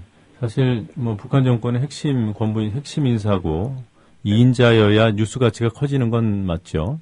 그렇죠. 네. 어떻게 보면 국정원이 그것을 노렸다고 볼 수도 있는 것이고 언론이 또 스스로 뉴스 가치를 키우기 위해서 굳이 과거에 이미 세를 잃은 사람이라는 얘기를 안 할 수도 있는 거고요. 그건 분석 영역이 있겠습니다만. 그러면 최근 국회 정보위원장 서상기 의원이 얘기한 대북 휴민트가 되살아나고 있다. 이 얘기도 네. 어떻게 보면 하나의 쇼에 해당하겠네요. 그러니까 어느 한 사안을 가지고 그런 표현을 할 수 있는가는 저는 의문이고요. 네. 휴민트가 되살아나기 위해서는 휴민트가 되살아날 수 있는 어떤 조건과 환경이 있어야 되잖아요. 예. 근데 그 조건과 환경이라는 거는 남북 간의 접촉이 활성화되는 거라고 저는 보거든요. 네. 근데 남북 간 접촉이 활성화돼 있지 않은데 무슨 휴민트가 살아날 조건 환경이 어떻게 만들어지는 건지 모르겠습니다. 이 휴민트가 그 뭐 휴먼 인텔리전스의 그 합성어죠? 그렇죠. 예. 뭐 대인 정보 이 정도로 해석하면 됩니까? 그렇죠. 네. 뭐 탈북자 정보라든지 어떤 뭐 하여튼 어떤 식으로든지 북한에 누구를 뭐 북경에서 누가 만났다든지 뭐 남북 간 뭐 접촉이 있었다든지 뭐 이렇게 해야 휴민트가 형성이 되는 건데. 네. 그 지난 그 이명박 정부 5년 동안은 거의 차단되다시피 했잖아요. 네. 그런 상황에서는 휴민트 정보가 과거에 비해서 축소되는 건 당연한 거고 국정원의 정보 능력이 떨어졌다는 건 그런 상황에서 설명할 수가 있는 거죠. 네. 자, 지금 이 뉴스의 가치가 어느 정도인지, 뭐, 잣대를 정확하게 어떻게 해야 될지 모르겠습니다만, 일단 지금 현재 주요 매체들, 뭐, 종편, 또 지상파, 또 주요 신문들, 이들이 보도하고 있는 분량에 비추어서 볼 때 이 뉴스의 가치가 합당하다고 보시는지요? 이 뉴스, 장성택 실각과 관련한. 네네. 요즘 뭐 아직까지도 보면 그 지상파 메인 뉴스들 최소한 서너 꼭지씩 탑 부분에 배치하고 있고요. 오늘도 뭐 일면 대부분 다 해당 기사가 실렸고요. 글쎄요, 뭐 그분들이 그렇게 보도하는 거요. 그분들이 재량 상황이니까 뭐라고 할 수는 없겠지만은 최소한 사실 어떤 게 사실이고 또 어떤 게 합리적인 어떤 설명의 틀인지에 대해서는 분명히 짚어줄 필요는 있을 것 같아요. 그렇지 않고 마치 대목 만난 것처럼 온갖 검증되지 않은 얘기들 서를 쏟아내는 게 과연 맞는 것인지에 대해서는 의문이 많죠. 그리고 그런 것이 사실은 우리가 북한이 이해에 대해서 자꾸 실패를 하고 있다고 저는 보고 있는데요. 네. 그런 실패를 더 부추기는 요인이 되고 누구한테도 도움이 안 되는 거죠. 그런 거. 구체적인 사례로 기관총으로 처형을 했다. 뭐 처형 후에 화염 방사기를 사용했다. 이런 내용들은 확인된 내용입니까? 어떻습니까? 그건 전 잘 모르겠습니다. 그분들이 어떻게 확인했는지 좀 물어보고 싶은 대목이에요. 네. 뭐 국회의원이라는 사람들도 그런 얘기들을 하더군요. 글쎄요. 뭐 자기들의 소스가 있는지는 모르겠는데 글쎄요. 그건 뭐 저는 잘 모르겠습니다. 예. 뭐 전망이라면 이런 걸 해야 되지 않겠습니까? 앞으로 북한과 중국의 관계가 어떻게 될까? 네네. 남 기자님은 어떻게 보시는지요?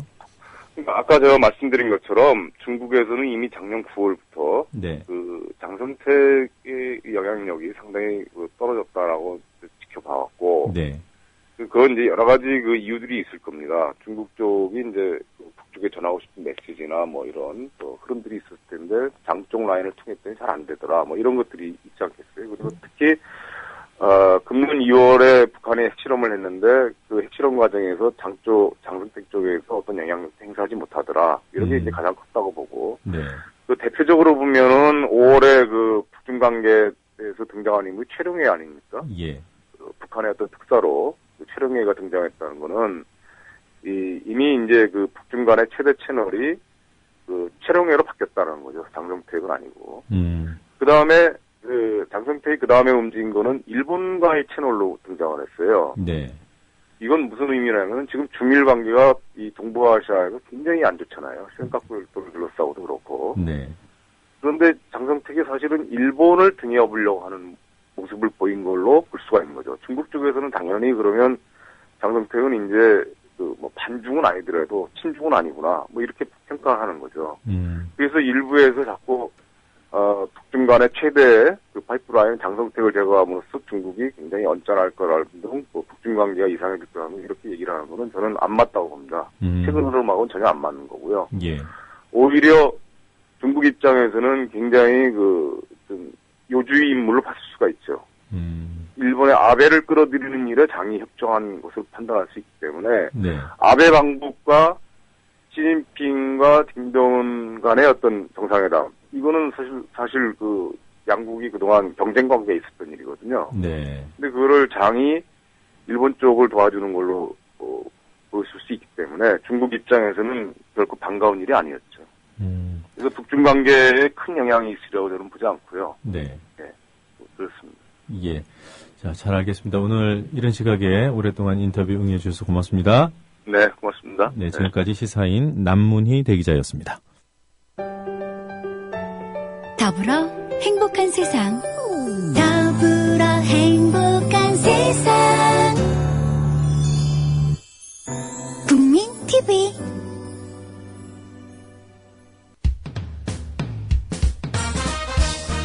공정한 시각, 따뜻한 관찰. YTN 해직 기자 노종면의 뉴스바. 이제는 초대석으로 함께합니다.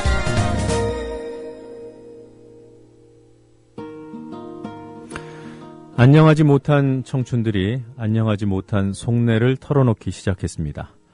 어떤 이는 실명 대자보로, 어떤 이는 익명으로, 또 어떤 이는 대자보 밑에 음료수를 가져다 놓는 것으로, 어떤 이는 페이스북에 좋아요를 누르는 것으로 제각각 다양한 방식으로 이렇게 안녕하지 못하다는 고백에 동참하고 있습니다.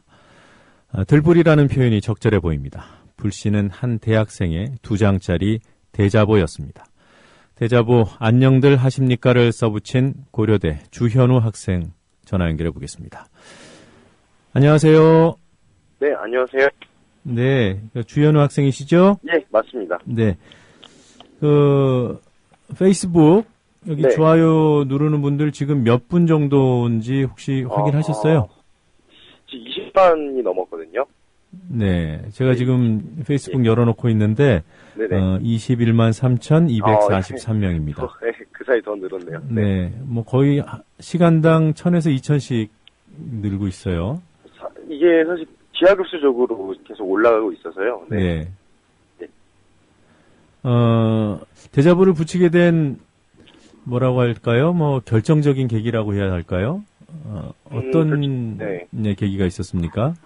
결정적인 계기는 역시 아무래도 첫째 날 파업한 이후에 바로 첫도 이제 파업 이후에 바로 4,200여 명이 직위 해제됐었잖아요. 네. 그 상황 자체가 일단 기본적으로 네. 소통이 안 되는 거는 물론이고 네. 행위 자체에서도 이제 파업의 이유 자체는 민영업 반대였기 때문에 사실 사회 공공성 강화에 대한 측면인데 그 부분에 대해서 이제 철퇴를 가한다는 거에 대해서 조금 이해가 되지 않았던 부분이 많았기 때문에 이제 그런 식으로 이제 적게 된 겁니다. 네. 혹시 그 직위 해제를 해고로 오해하신 건 아니에요? 그렇진 않죠. 사실 직위 해제와 해고에 대해서 차이점이 있다라고 하시면서 말씀하시는 분들이 계신데 네. 사실 직위 해제 자체는 이제 감봉이 들어가고 징계 절차에서 해고 절차까지 갈 수 있는 전 단계입니다. 그러니까 정확한 의미로 따지자면은 저희가 IMF 시대 때 해고라는 명칭으로 잘라내기가 어려우니까 명퇴나 이런 걸 요구했거나 또는 아니면은 책상을 그냥 펴는 형식으로서 자연스럽게 퇴직을 유도했듯이 그런 방식과 전혀 다르지 않기 때문에 사실 그거는 해고와 다를 바가 없거든요. 그러니까 그렇게 이해를 하고 그 사안 이외에도 여러 가지 바탕이 된 일들이 오랜 시간에 걸쳐서 있었겠지만 그 직접적인 계기는 철도노조 파업이었군요. 네, 그렇죠. 네. 네. 이후에 여러 가지 반응들이 나왔잖아요. 답자보도 붙고 그리고 또 뭐 음료수 갖다 놓으신 분, 뭐 또 핫팩 갖다 놓으신 분들. 네, 그렇죠. 네. 네, 이런 반응들 보고 어떠셨어요? 일단은 좀 뭐랄까요. 일단 전반적으로 얼떨떨하죠. 왜냐면은 처음에 이제 그걸 붙일 때에는 전혀 그런 반응을 예상하지 않았었거든요. 그러니까 사람들이 과연 호응을 해줄까 또는 워낙 저 스스로도 잘 학교 분위기를 알듯이 별로 이제 내 문제가 아니라고 생각하고서 넘어가지 않을까라는 생각 때문에 좀 많이 고민을 하기도 했었는데 근데 뭐 직접 그런 식으로 이제 표현을 해주시고 반응을 해주시니까 되게 한편으로 감사하면서도 이만큼 사람들이 지금 문제에 대해서 예를 들어서 제가 쓴 대자보에 모든 것들을 동의하진 않지만 적어도 안녕들 하십니까라는 물음 자체에 대해서는 안녕치 못하구나에 대해서는 알 수 있었던 것 같습니다. 네. 이렇게 반응이 예상치 못했던 반응이 나온 이유에 대해서 생각해 보셨어요?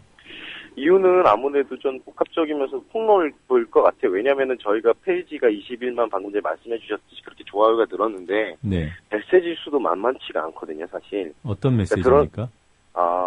뭐 저희 지금 못 읽은 메시지만 한 1,000개가 넘을 거예요. 지금 너무 메시지가 많아서 저희가 계속 읽고 있는데도 불구하고 이게 인력적 제한이 있어서 이게 다 못 읽는데 각자 내용이 다 다릅니다. 사회 도처에 계신 분들 학생뿐만 아니라 자꾸 이제 어떻게 보면 자꾸 청춘으로 아무래도 시작이 대학생이니까 그렇게 보시긴 하겠지만 지금 안녕치 못하다고 대답 주시는 분들은 그런 뭐랄까요 청년 세대에만 국한되지가 않습니다. 기본적으로. 네. 장년층도 계시고 그리고 학생, 뭐 직장인 또는 노동자 또는 뭐 여러 사람들이 모두 어떻게 보자면 지금 모든 사람들이 그런 부분들에 대해서 얘기를 하고 있거든요. 네. 지금 말씀하신 메시지는 그 페이스북에 올라오는 네, 글들을 네. 말씀하시는 거죠? 페이스북에 올라오는 글도 그렇고요. 이게 네. 지금 그 대부분의 페이지를 보시는 분들은 글만 보이시겠지만 개별적 메시지라는 기능이 있습니다. 페이스북에는. 그럼 그 운영자만 볼 수 있나요? 예, 일단 지금 관리자들만 볼 수 있습니다. 네. 지금 관리자들이 몇 분이세요? 처음엔 저 혼자 시작했는데 도무지 감당이 안 돼서 네. 같이 했던 친구들 몇 명이서 지금 나눠가지고 지금 하고 있습니다. 친구들인가요? 아니면은 이런 일 있고 나면 뭐 여러 단체에서 네네. 이런 일에 같이 힘을 보태겠다 제안이 있을 수도 있을 텐데. 네네네네. 네, 친구들하고 정확하게 얘기하면 그날 같이 피켓을 들고 섰던 친구들인 거죠, 사실. 네. 그게 지금 고대생이잖아요? 고려대생이죠? 네네. 그 고대 뭐 학생회라든가. 네네. 그런 쪽입니까? 아니면은 그냥. 일단은 다 개별적인 친구들이고요. 네.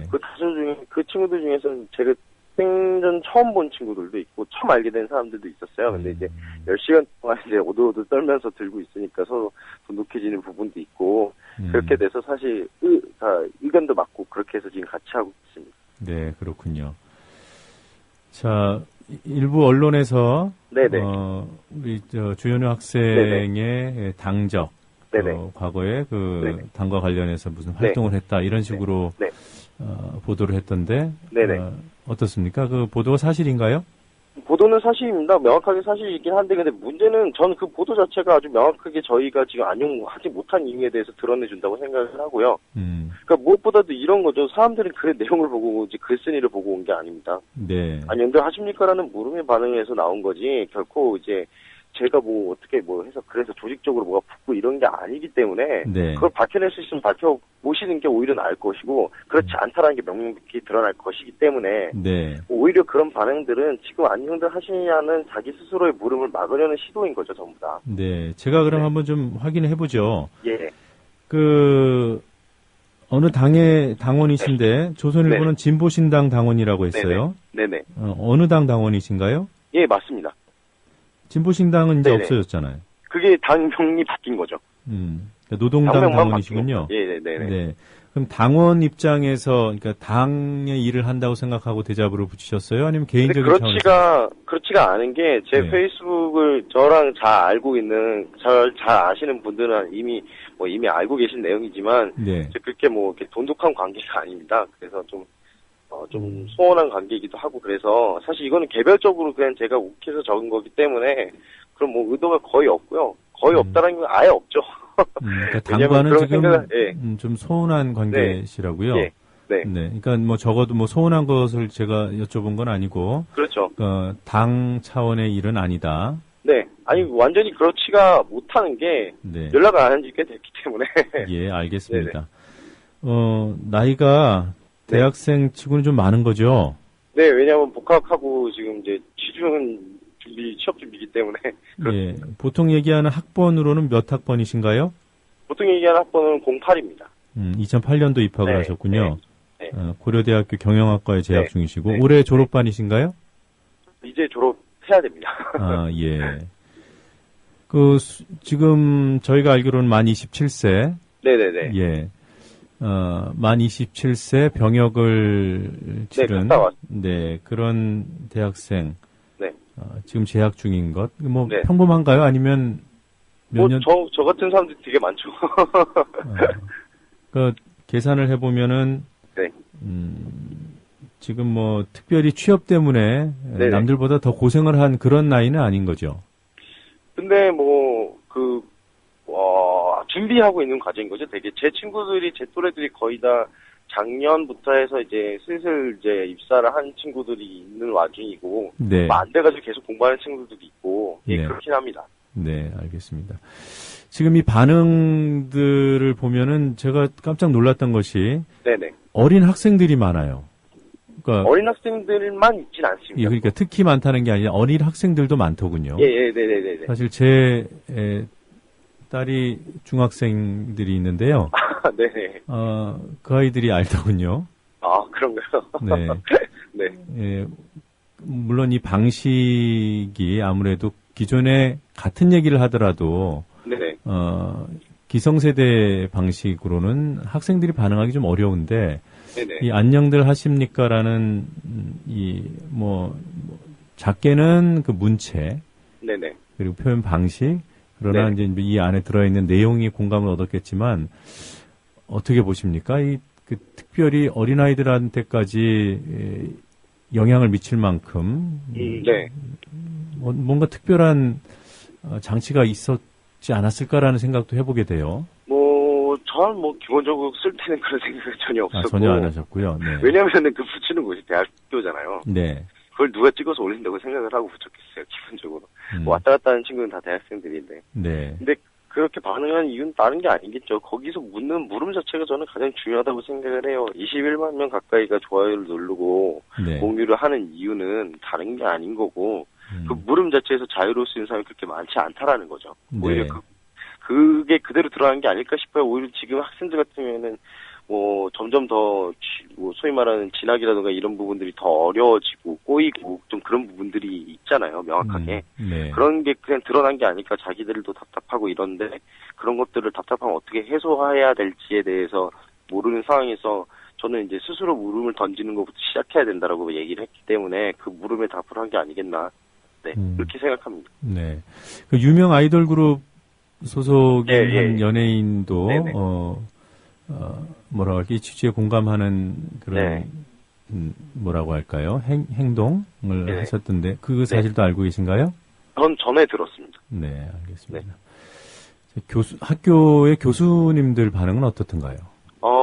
일단은 직접 저희한테 이제 고생한다고 격려해 주신 분들도 계셨고, 말씀은 못 하셔도 메시지로 주시다던가 아니면은 다른 편을 통해서, 인편을 통해서 수고한다는 말씀 주시는 분들이 많이 계십니다. 네. 일부 대자보를 훼손하는 사례가 있어요. 네, 있습니다. 그리고 또, 반박 대자보도 일부 학교에 붙고 있고요. 이런 흐름에 대해서는 어떻게 생각하십니까?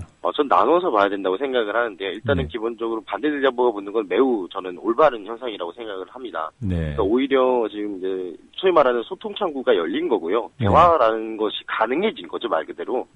각자가 그 이야기를 왜 하는지, 그것이 어떤 의미를 갖는지, 그것과 나의 관계는 어떠한지에 대해서 스스로 밝히는 것이기 때문에 저는 그거는 올바르다고 생각을 하고요. 다만 문제는 대자보를 훼손하는 행위는 그거는 좀 궤를 달리한다고 봅니다. 그건 애시당초 말하는 것 자체를 테러하겠다는 얘기인 거고요. 저는 그런 분위기 때문에 사실 지금 나타나는 이 반응이 사람들이 대자보에 열광하는 이유 중에 하나인 거죠, 사실. 여태까지 말하기가 쉽지 않았고, 뭔가 말하면은 큰일 날 것 같았고, 제가 이거 터지고 나서 가장 많이 들었던 질문들이 어떻게 하시겠어요? 라는 얘기였어요. 대부분 걱정하는 말투로. 네. 이게 어떻게 해요? 라는 얘기를 너무 많이 들었고요. 진짜 주변에 친한 사람들은 다 전화해서 이거 어떡하냐, 다들 그러고 있었고. 네. 그러니까 이건 그 분위기 자체가 이미 알고 있는 거죠, 사람들이 본능적으로. 네, 저는 그런 부분들이 다 드러나는 것 같습니다, 이번에. 네. 일부 단체는요, 반박 대자보 쓰실 분을 모집을 하더군요. 네, 그런 분들도 계시더라고요. 그런 부분도 일종의 소통의 한 과정으로 이해를 하십니까? 그거는 저는 상식적인 분들이라면 딱 보고 어떤 내용인지 판단하실 거라고 생각합니다. 대신 써준다, 비용도 부담한다, 이런 것들. 그거 자체가 결국엔 제가 묻는 내용은 자기가 자기 스스로로부터 물음을 시작해서 그것의 결과를 얻어내야 된다는 건데. 네. 근데 그걸 대신해 주겠다고 하시는 분들이 계시면 저희의 페이지에 공감해 주신 분들이라면 그게 어떤 의미인지 명확하게 아시리라고 말씀드리는 겁니다. 네. 우리 주연우 학생의 대자보의 여러 계기 중에 가장 직접적인 촉발점이 됐던 코레일 최연혜 사장의 직위 해제 조치. 최연혜 사장이 어제 대국민 담화문을 발표했습니다. 네네네. 최 사장도 주연우 학생의 물음에 답을 했더군요. 네네. 근데 최 사장이 답을 직접 한 게 아니라 답을 하면서 국민을 넣었어요. 국민들이 불법 파업 때문에 안녕하지 못하다. 네. 혹시 이 담화문 보셨나요? 저는 보지 못했는데 듣긴 했습니다. 어떻게 생각하세요? 저도 전 그 부분을 딱 보면 알아서 판단하실 거라고 생각해요.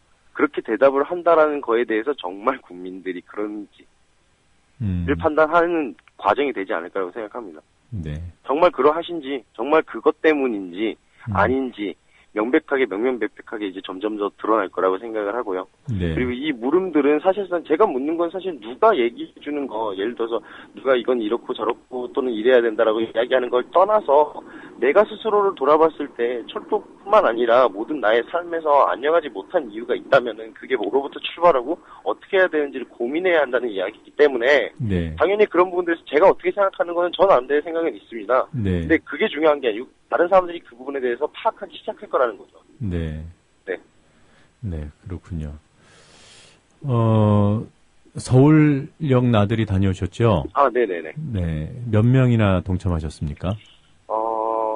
저희가 일단은 이게 추산이 왜냐면 계속 들어오셨다가 나가신 분들도 계시고 새로 오신 분들도 계시고 그렇거든요. 네. 일단은 저희가 고려대 정경대 후문에 결집했었을 때 모이신 분이 350여 명이 됐었어요. 예. 그리고 마지막까지도 계셨던 분이 대략 한 200여 명 정도 계셨고요. 네. 예, 그렇습니다. 그 고려대에서 모여서 그 대자보가 처음 붙은 곳에 모여서 네. 서울역까지 걸어오신 거죠?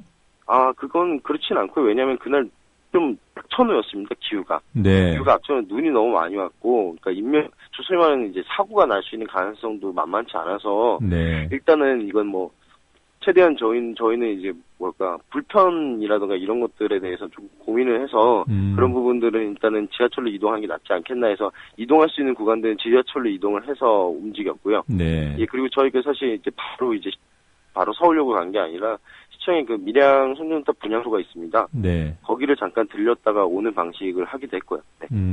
그럼 서울역 시청에 먼저 갔다가 서울역으로 오셨고요. 네네네네. 네. 알겠습니다. 뭐 나들이 계획은 앞으로 더 세우고 계신가요?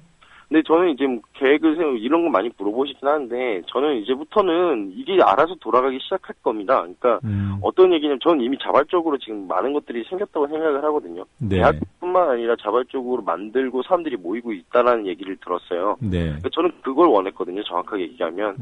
안녕하다는 물음이 출발이 됐다라는 거는 그냥 저희가 상투적으로 쓰던 표현에 대해서 제가 한 번의 의문을 한번 던졌던 것이고 네. 그거에 반응하는 여러 사람들의 자발적인 반응이 나온 것이고 그렇기 때문에 저희가 앞으로 나들이를 할 건지 어떤 형식으로 할 건지 그리고 그것이 어떤 계획을 가질 건지에 대한 부분들은 거기에 참가하는 사람들 스스로가 결정해서 나갈 겁니다. 예. 그러면 제가 어떻게 뭐 말씀드릴 내용은 아니라는. 예. 그러면 주현우 학생의 뭐라고 할까요? 그 역할은 페이스북을 관리하는 정도? 아니, 저는 그것 역시도 해소될 수 있다고 생각합니다. 제가 한 거는 아무것도 아닌 거거든요, 사실. 그러니까 다른 게 아니고, 진짜 계속 몇 번씩 써서 상투적인 표현이 됐지만, 물이 99도에서 1도만 올라가도 100도가 돼서 기체가 되듯이, 네. 저는 그거에 대한 1도치는 사실 99도에 비하면 미비하거든요. 아무것도 네. 아닌 거기 때문에. 근데 저 아무것도 아닌 거에 따라서 사람들이 들끓고 올라왔고, 그거에 따라서 자기가 알아서도 움직이고 있는 와중이기 때문에, 네. 저는 더 이상, 저는 제가 할 일을 제가 할 수는 있어도 네. 그것이 어떠한 의도나 이런 것들을 갖지 않는 채 소위 말하는 지금의 큰 틀에서 그거를 소위 말해서 방향을 설정한다던가 뭐 이게 어떻다던가 이런 식의 방향으로 가지 않는다라는 거죠. 알아서 자발적으로 네. 어떤 움직임이 일어날 것이고 네, 그것이 네. 자연스럽게 표출될 것이다. 네. 네. 다만 그런 의견들이 모이고 논의되는 공간은 그 페이스북 안녕들 하십니까? 네. 이곳이 되겠군요. 네, 그렇긴 할 거고 그거에 대한 관리 역시도 저희는 그걸 또 모아서 다 결정해서 사람들로 하여금 나눠서 하게끔 할 겁니다. 알겠습니다. 하여튼 여러 가지 주목 많이 받으실 텐데 그럼에도 불구하고 아주 차분하고 담담한 말씀 들려주셔서 고맙고요. 네. 네. 오늘 인터뷰 응해 주셔서 고맙습니다. 네, 감사합니다. 네, 지금까지 고려대 주현우 학생이었습니다. 지금 여러분께서는 YTN 해직기자 노정면이 진행하는 국민TV 라디오 노정면의 뉴스바를 듣고 계십니다. 네, 가짜 특종이 판치는 언론 환경에서 진짜 특종의 의미를 함께 생각해보는 특종의 진수 시간입니다. 앞서 만나본 안녕남 주현우 학생의 대자보 안녕들 하십니까? 대자보 자체가 알리는 수단이지만 언론을 통해서 더 많은 이들에게 알려지게 됐습니다. 어떤 언론이 이 사안을 특종 보도했고 또 어떤 언론이 왜곡 보도를 하고 있는지 살펴보도록 하죠. 미디어스 김한 기자 나와 계십니다. 안녕하세요. 네, 안녕하세요. 자, 이 대자보가 어떻게 처음 알려지게 된 거죠?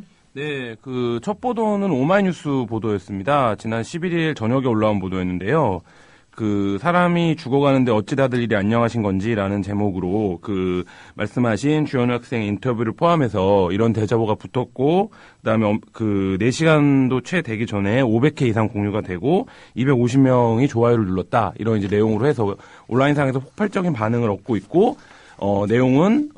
내용의 전문까지 해서 첫 보도가 있었습니다. 네. 그래서 저도 이 첫 보도를 당시에 봤었는데요. 그러고 나서 이제 직접 그 대자보를 찾아보고 했었었는데, 그 다음날 돼서 아침에 엄청나게 많은 인용 보도들이 나왔습니다. 그러니까 그 밤 사이에도 엄청나게 폭발적인 반응이 있었다는 것이고, 그 다음날은 뭐 거의 10개 이상의 매체가 이 대자보의 내용을 보도했을 정도로 온라인상에서 큰 화제가, 하루 만에 큰 화제를 모았던 상황이었습니다.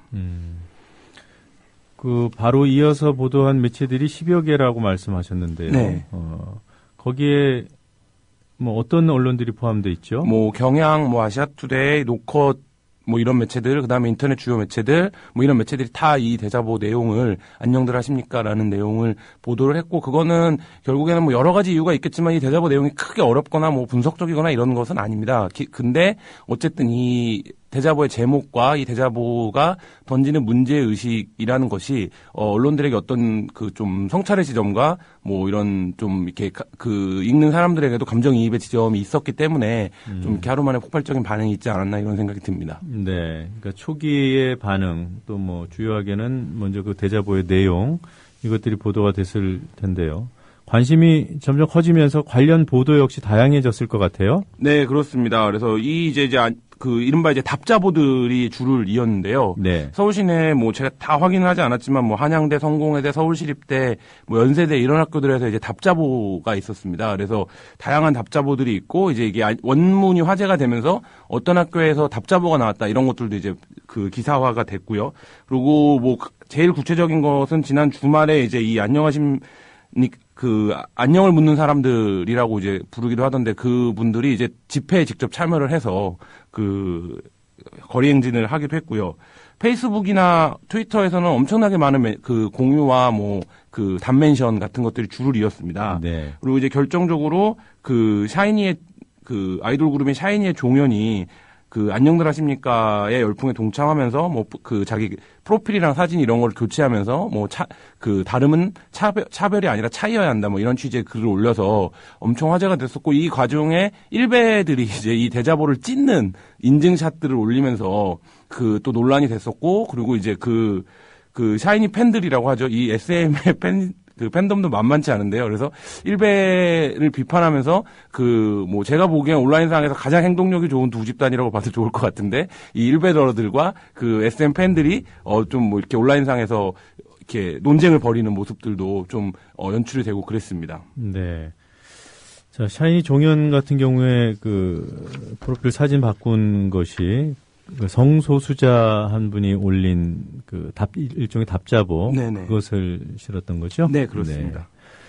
자, 이런 반향들, 그 이유가 어디 있을까요? 일단 뭐 여러 가지 분석들이 나오고 있는데, 박근혜 정부 1년을 맞이하면서 그 사회 총체적인 퇴행이 좀 그 생활인의 눈높이, 그다음에 어떤 상식적으로 세상을 바라보는 사람들에게서 뭔가 이건 좀 아니다, 이런 차원의 공감대나 반응들이 형성이 되고 있는 것 같습니다. 그래서 뭐 정량적으로 분석을 할 수는 없겠지만, 저도 이제 페이스북이나 트위터를 꽤 열심히 하는데, 보면 이제 그 정치적인 문제에 거의 발언을 하지 않던 생활인들이 박근혜 대통령 관련된 기사를 링크를 걸면서 이게 뭐 하는 건지 모르겠다, 이런 류의 멘션을 올리는 것들이 개인적으로 봤을 때 꽤 많아지고 있다, 이런 느낌이 최근에 들거든요. 네. 뭐 이제 그런 차원에서 이 안녕하십니까라는 대자보의 내용이 뭐 기존에 이제 말하자면 그 딱딱한 문법의 이런 반대나 호소 뭐 이런 것들이 아니라 이렇게 딱 말하자면 감성적인 부분들을 건드릴 수 있는, 그리고 실질적으로 굉장히 이제 말하자면 읽어보면 뭔가 여운이 남는 형태의 이런 식의 이제 글쓰기가 됐던 부분들이 주요했던 것 같고요. 그리고 그 계속적으로 지금 말하자면 청년 세대, 지난 대선에서 사실 청년 세대들이 꽤 열심히 정책 참여를 했는데 말하자면 원하는 성과를 얻지 못했던 뭐 그런 상황이었는데, 그 과정에서 계속적인 불법과 권력기관의 개입이 있었다라는 것들이 드러나고 있지만 사실 이게 이제 공론장에서 잘 드러나지 않고 뭐 이런 차원들에서 어떤 그 갑갑한 그리고 이제 박근혜 대통령 이후에 계속적으로 이제 말하자면 올드보이나 혹은 훨씬 나이가 많은 사람들이 다시 전면에 등장하고 사회 분위기 전체가 뭐 이렇게 되는 과정들이랑 좀 어느 정도 화학 반응을 일으켜지 않았나 뭐 이런 분석들이 나오고 있고요. 뭐 그런 상황에서 이게 뭔가 좀 행동이 필요하다 이런 이제 공감대들이 이 대자보를 통해서 어쨌든 그 표출이 되기 시작한 것이 아닌가 뭐 이런 생각이 듭니다. 저는 개인적으로 이런 생각했습니다. 안녕들 하십니까라고 했잖아요. 그거를 우리는 과연 안녕한가 제목을 이렇게 했다면 이런 반향이 안 일어났을 것 같아요. 분명히 우리 사회에 아주 어려운 문제들을 대하는 방식이 당연히 좀 무겁죠. 방식 자체가 무겁고 표현도 무겁고 뭐 그것이 잘못됐다고 하는 것은 아닌데 그것보다 이런 안녕들 하십니까라는 경어체 그리고 그 대자보를 구성하는 문체에 어떻게 보면 조금 느슨한 듯 하면서도 편안함. 이게 이제 본질은 아닙니다만 이것이 본질이 아님에도 불구하고 사람들 마음을 움직이는 그런 요소로서는 본질적일 수 있는 그런 지점이 있지 않을까라는 생각을 해봤어요. 2000년대 이후에 이제 큰 대중 행동적 흐름을 보면 사실 조직된 어떤 것보다는 비조직적으로 출발한 것들이 많았습니다. 예를 들면 뭐 이번 이 대자보에서도 이제 2002년도 이제 악마라고 하는 어떤 네티즌이 올렸던 글을 연상하는 분들이 많이 있는데 당시에 미선희 교수님이 그 촛불을 불렀던 한국 사회의 촛불이라고 하는 이제 굉장히 큰 장을 열었던 것도 사실 어떤 뭐 기존의 조직된 운동권이나 혹은 단체가 아닌 한 개인의 호소에서 시작이 됐던 거고 2008년도의 촛불이라고 하는 것도 사실 이제 처음 출발은 여고생들이 자발적으로 이제 말하자면 어떤 광장에 등장한 것을 이제 기점으로 촉발이 됐던 점을 감안한다면 지금 이제 그 앵커가 말씀하신 부분 포함해서 이 대자보가 어떤 이제 대중들의 공유하고 있는 정서의 어떤 그 터닝 포인트가 된 것, 뭐 이런 차원이라고 보여집니다. 그리고 이게 이제 말씀하신 것처럼 누군가가 막 전면에 나서서 이것을 끌고 가는 상황 이런 것이었다면 대중들의 참여나 호응이 임하는 못했을 텐데 사실 이제 그렇지 않게 받아들여지는 여러 가지 이제 뭐 그 글의 내용이라든지 뭐 이런 것들이 주요하지 않았나. 그리고 뭐 저는 개인적인 생각이고 이제 보수 언론의 두려움도 그런 것이라고 느껴지는데 이 사건이 이 대자보로 촉발된 상황이 불이 붙는 속도나 가는 속도를 봤을 때 이게 만만치 않다. 뭐 이런 생각이 지금 그 여러 가지 보수 언론의 위기감이나 뭐 이런 데서 드러나고 있습니다. 네. 뭐 제가 드렸던 말씀이 기존의 어떤 조직을 통해서 열심히 운동을 하고 계신 분들 또 사회 참여를 하고 계신 분들의 방식이 틀렸다고 드리는 말씀은 절대 아니고요. 오히려 그런 방식들, 다양한 방식들이 존재할 수 있다라는 것이 저는 건강성의 표현이라고 생각하고 서로 그러한 방식들을 존중해주고 그렇게 여지껏 힘들게 어려운 현장을 찾아다니면서 노력해왔던 분들을 존중하는 그런 생각이 서로 안녕해지는 사회를 만드는 출발이 아닐까 이런 생각도 해봤고요. 보수 언론 얘기 잠깐 하셨는데 특정 언론이 그야말로 대대적으로 공세에 나선 듯 보이는 기사들을 쏟아내서 저도 좀 봤어요. 좀 문제가 있더군요. 이거 굉장히 좀 심각한 상황인데요.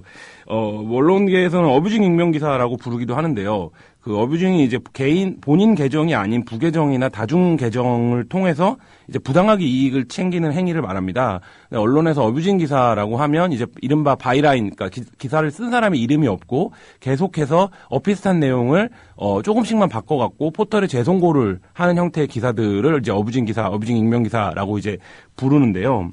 그 조선일보가 요거 관련해서 기사를 9건을 썼습니다. 정확하게는 조선닷컴이죠. 네, 조선닷컴이죠. 네, 조선일보의 인터넷판이.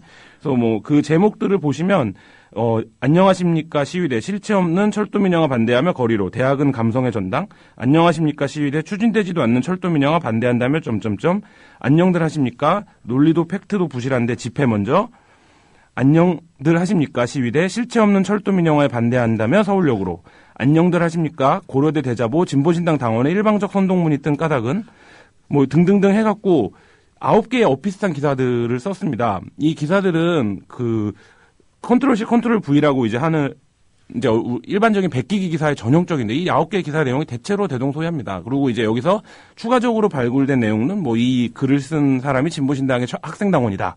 뭐 이런 것들이 해서 선동이다. 뭐 이런 식으로 이제 몰아가고 팩트가 부실하고 논리도 없는데 대학생들이 또 선동당하고 있다. 이런 투의 내용입니다. 그래서 그리고 이제 결정적으로 이 학생이 이제 진보신당 당원이 아니라 노동당으로 당 이름이 바뀐 지가 꽤 됐는데 기본적인 이제 팩트 체커나 이런 것들도 전혀 안 돼서 쓰고 있는데 이 기사가 안타까운 것은 어떤 이념적인 문제로 이 문제를 끌고 가려는 노력이기도 하지만 아까 말씀하신 대로 조선닷컴에서 이 사건이 워낙에 지금 인터넷에서 핫하니까 계속해서 관련 기사를 만들어낸 겁니다. 그래서 포털에 계속 송고를 한 겁니다. 네. 이 검색어에 걸리기 위해서. 그래서 우리 언론이 처해져 있는 이중적 현실을 진짜 쓸쓸하게 보여주는 상황이라고 할 수도 있는데요. 그러니까 자기네의 시각과 이념에 맞춰서 상황을 왜곡하고 재단하는 행위와 함께 그럼에도 불구하고 그 검색어 장사에는 동참을 해야 되기 때문에 계속적으로 기사를 베껴갖고 제목만 바꿔갖고 송고하는 행위 이거를 국내 최대 언론사라고 하는 조선일보의 인터넷판에서 하고 있는 상황이라는 것이죠. 그래서 본인들이 이런 어뷰징 기사를 한 사안에 대해서 9개나 쓰는 경우는 사실 많지 않을 겁니다. 네. 근데 편집국 차원에서도 역으로 생각해 보면 이 사안이 만만치 않은데 이런 판단을 했다라고 어느 정도 했으니까 이렇게 이제 대대적으로 기사에 동참을 했다라고 볼 수도 있고 또 한 가지는 이 조선닷컴이라고 어쨌든 조선일보 편집국에서 운영을 하는 것인데 그 조선닷컴이 가지고 있는 기본적인 언론으로서의 윤리의식 같은 것들이 형편없는 수준이다. 뭐 이런 거를 동시에 보여준 상황이라고 할 수 있습니다. 조선일보 인터넷판의 이 어뷰징 기사 이런 사례가 그동안은 없었습니까? 연예 뉴스 같은 경우에는 이제 좀 거의 모든 매체라고 하면 그렇지만 이제 그 인터넷상에서 하는 팀들은 이제 대부분 생산을 합니다. 그래서 이런 것들이 문제가 돼서 포털에서 이제 퇴출되는 언론사도 있었고 한데, 네. 그러니까 조중동을 포함해서 매체들이 스파팀이라고 하는 팀을 운영을 별도로 합니다. 그래서 이 스파팀에서 인터넷 검색어를 중심으로 한 기사를 주요하게 생산을 하는데 이 조선 같은 경우에는 그 스팟 기사를 쓰는 어떤 관성에 이게 조선일보의 정책 시각과 입맛에서 굉장히 위기감을 갖고 대응을 해야 되는 사안이다라고 판단을 한 게 동시에 작용을 했던 것으로 보이거든요. 네. 그래서 정치 관련 기사가 이렇게 어뷰징을 거의 이렇게 시간차를 두지 않고 한 9개 막 이렇게 쏟아지는 경우는 제가 최근에는 없었던 것 같습니다. 선거나 네. 이런 때는 그런 경우들이 종종 있는데 최근의 정책 상황에서는 없었던 것 같습니다. 네. 이 조선일보 어뷰징 기사 이거 말고 또 있나 봤더니 이거 관련해서 이 대자보와 관련해서 그 샤이니 종연 기사도 쓰긴 썼더군요. 네. 네. 그러니까 그 뭔가 반응을 이끌어내고 검색에 걸리게 하고 그럴 게 굉장히 강한가 봐요. 그러니까 인터넷판에서는 거의 그걸로 그 기사를 다 장사를 한다고 해도 과언이 아니기 때문에 알겠습니다. 그런 부분들이 있고요. 조선일보가 이 부분에 대해서 굉장히 좀 문제의식을 갖고 있다는 것 자체는 이 상황이 향후 어떻게 전개될지 파장이나 파국이나 이런 것들이 아직까지는 예측하기 어렵다라는 두려움 같은 것들이 기사에도 좀 어느 정도 드러난 것이 아닌가 이렇게 보입니다. 그런 인식이 작용했는지 신문판에는 안 실었어요, 기사를. 그러니까 그 보수언론의 철저한 이중 전략들이 종종 있는데요. 그 대중 행동적 흐름을 제어하는 거기서 신문에서는 철저히 외면하고 인터넷판에서는 철저히 프레임화하는 전략들이 이제 있는데 그게 이제 대선 국면에서도 좀 있었거든요. 네. 근데 이제 그런 것들이 전형적으로 작동하고 있는 것이 아닌가 그렇게 보입니다. 네. 자, 오늘도 말씀 잘 들었고요. 다음 주 이 시간 또 기대해 보도록 하겠습니다. 고맙습니다. 네, 감사합니다.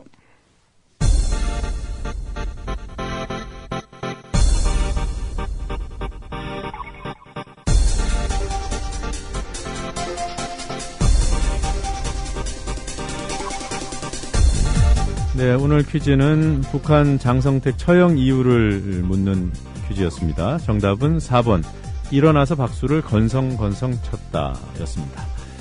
자, 오늘 뉴스바 순서 여기서 모두 마치도록 하겠습니다. 저는 내일 아침 7시 다시 인사드리도록 하겠습니다. 뉴스바 바텐더 노종면이었습니다. 고맙습니다.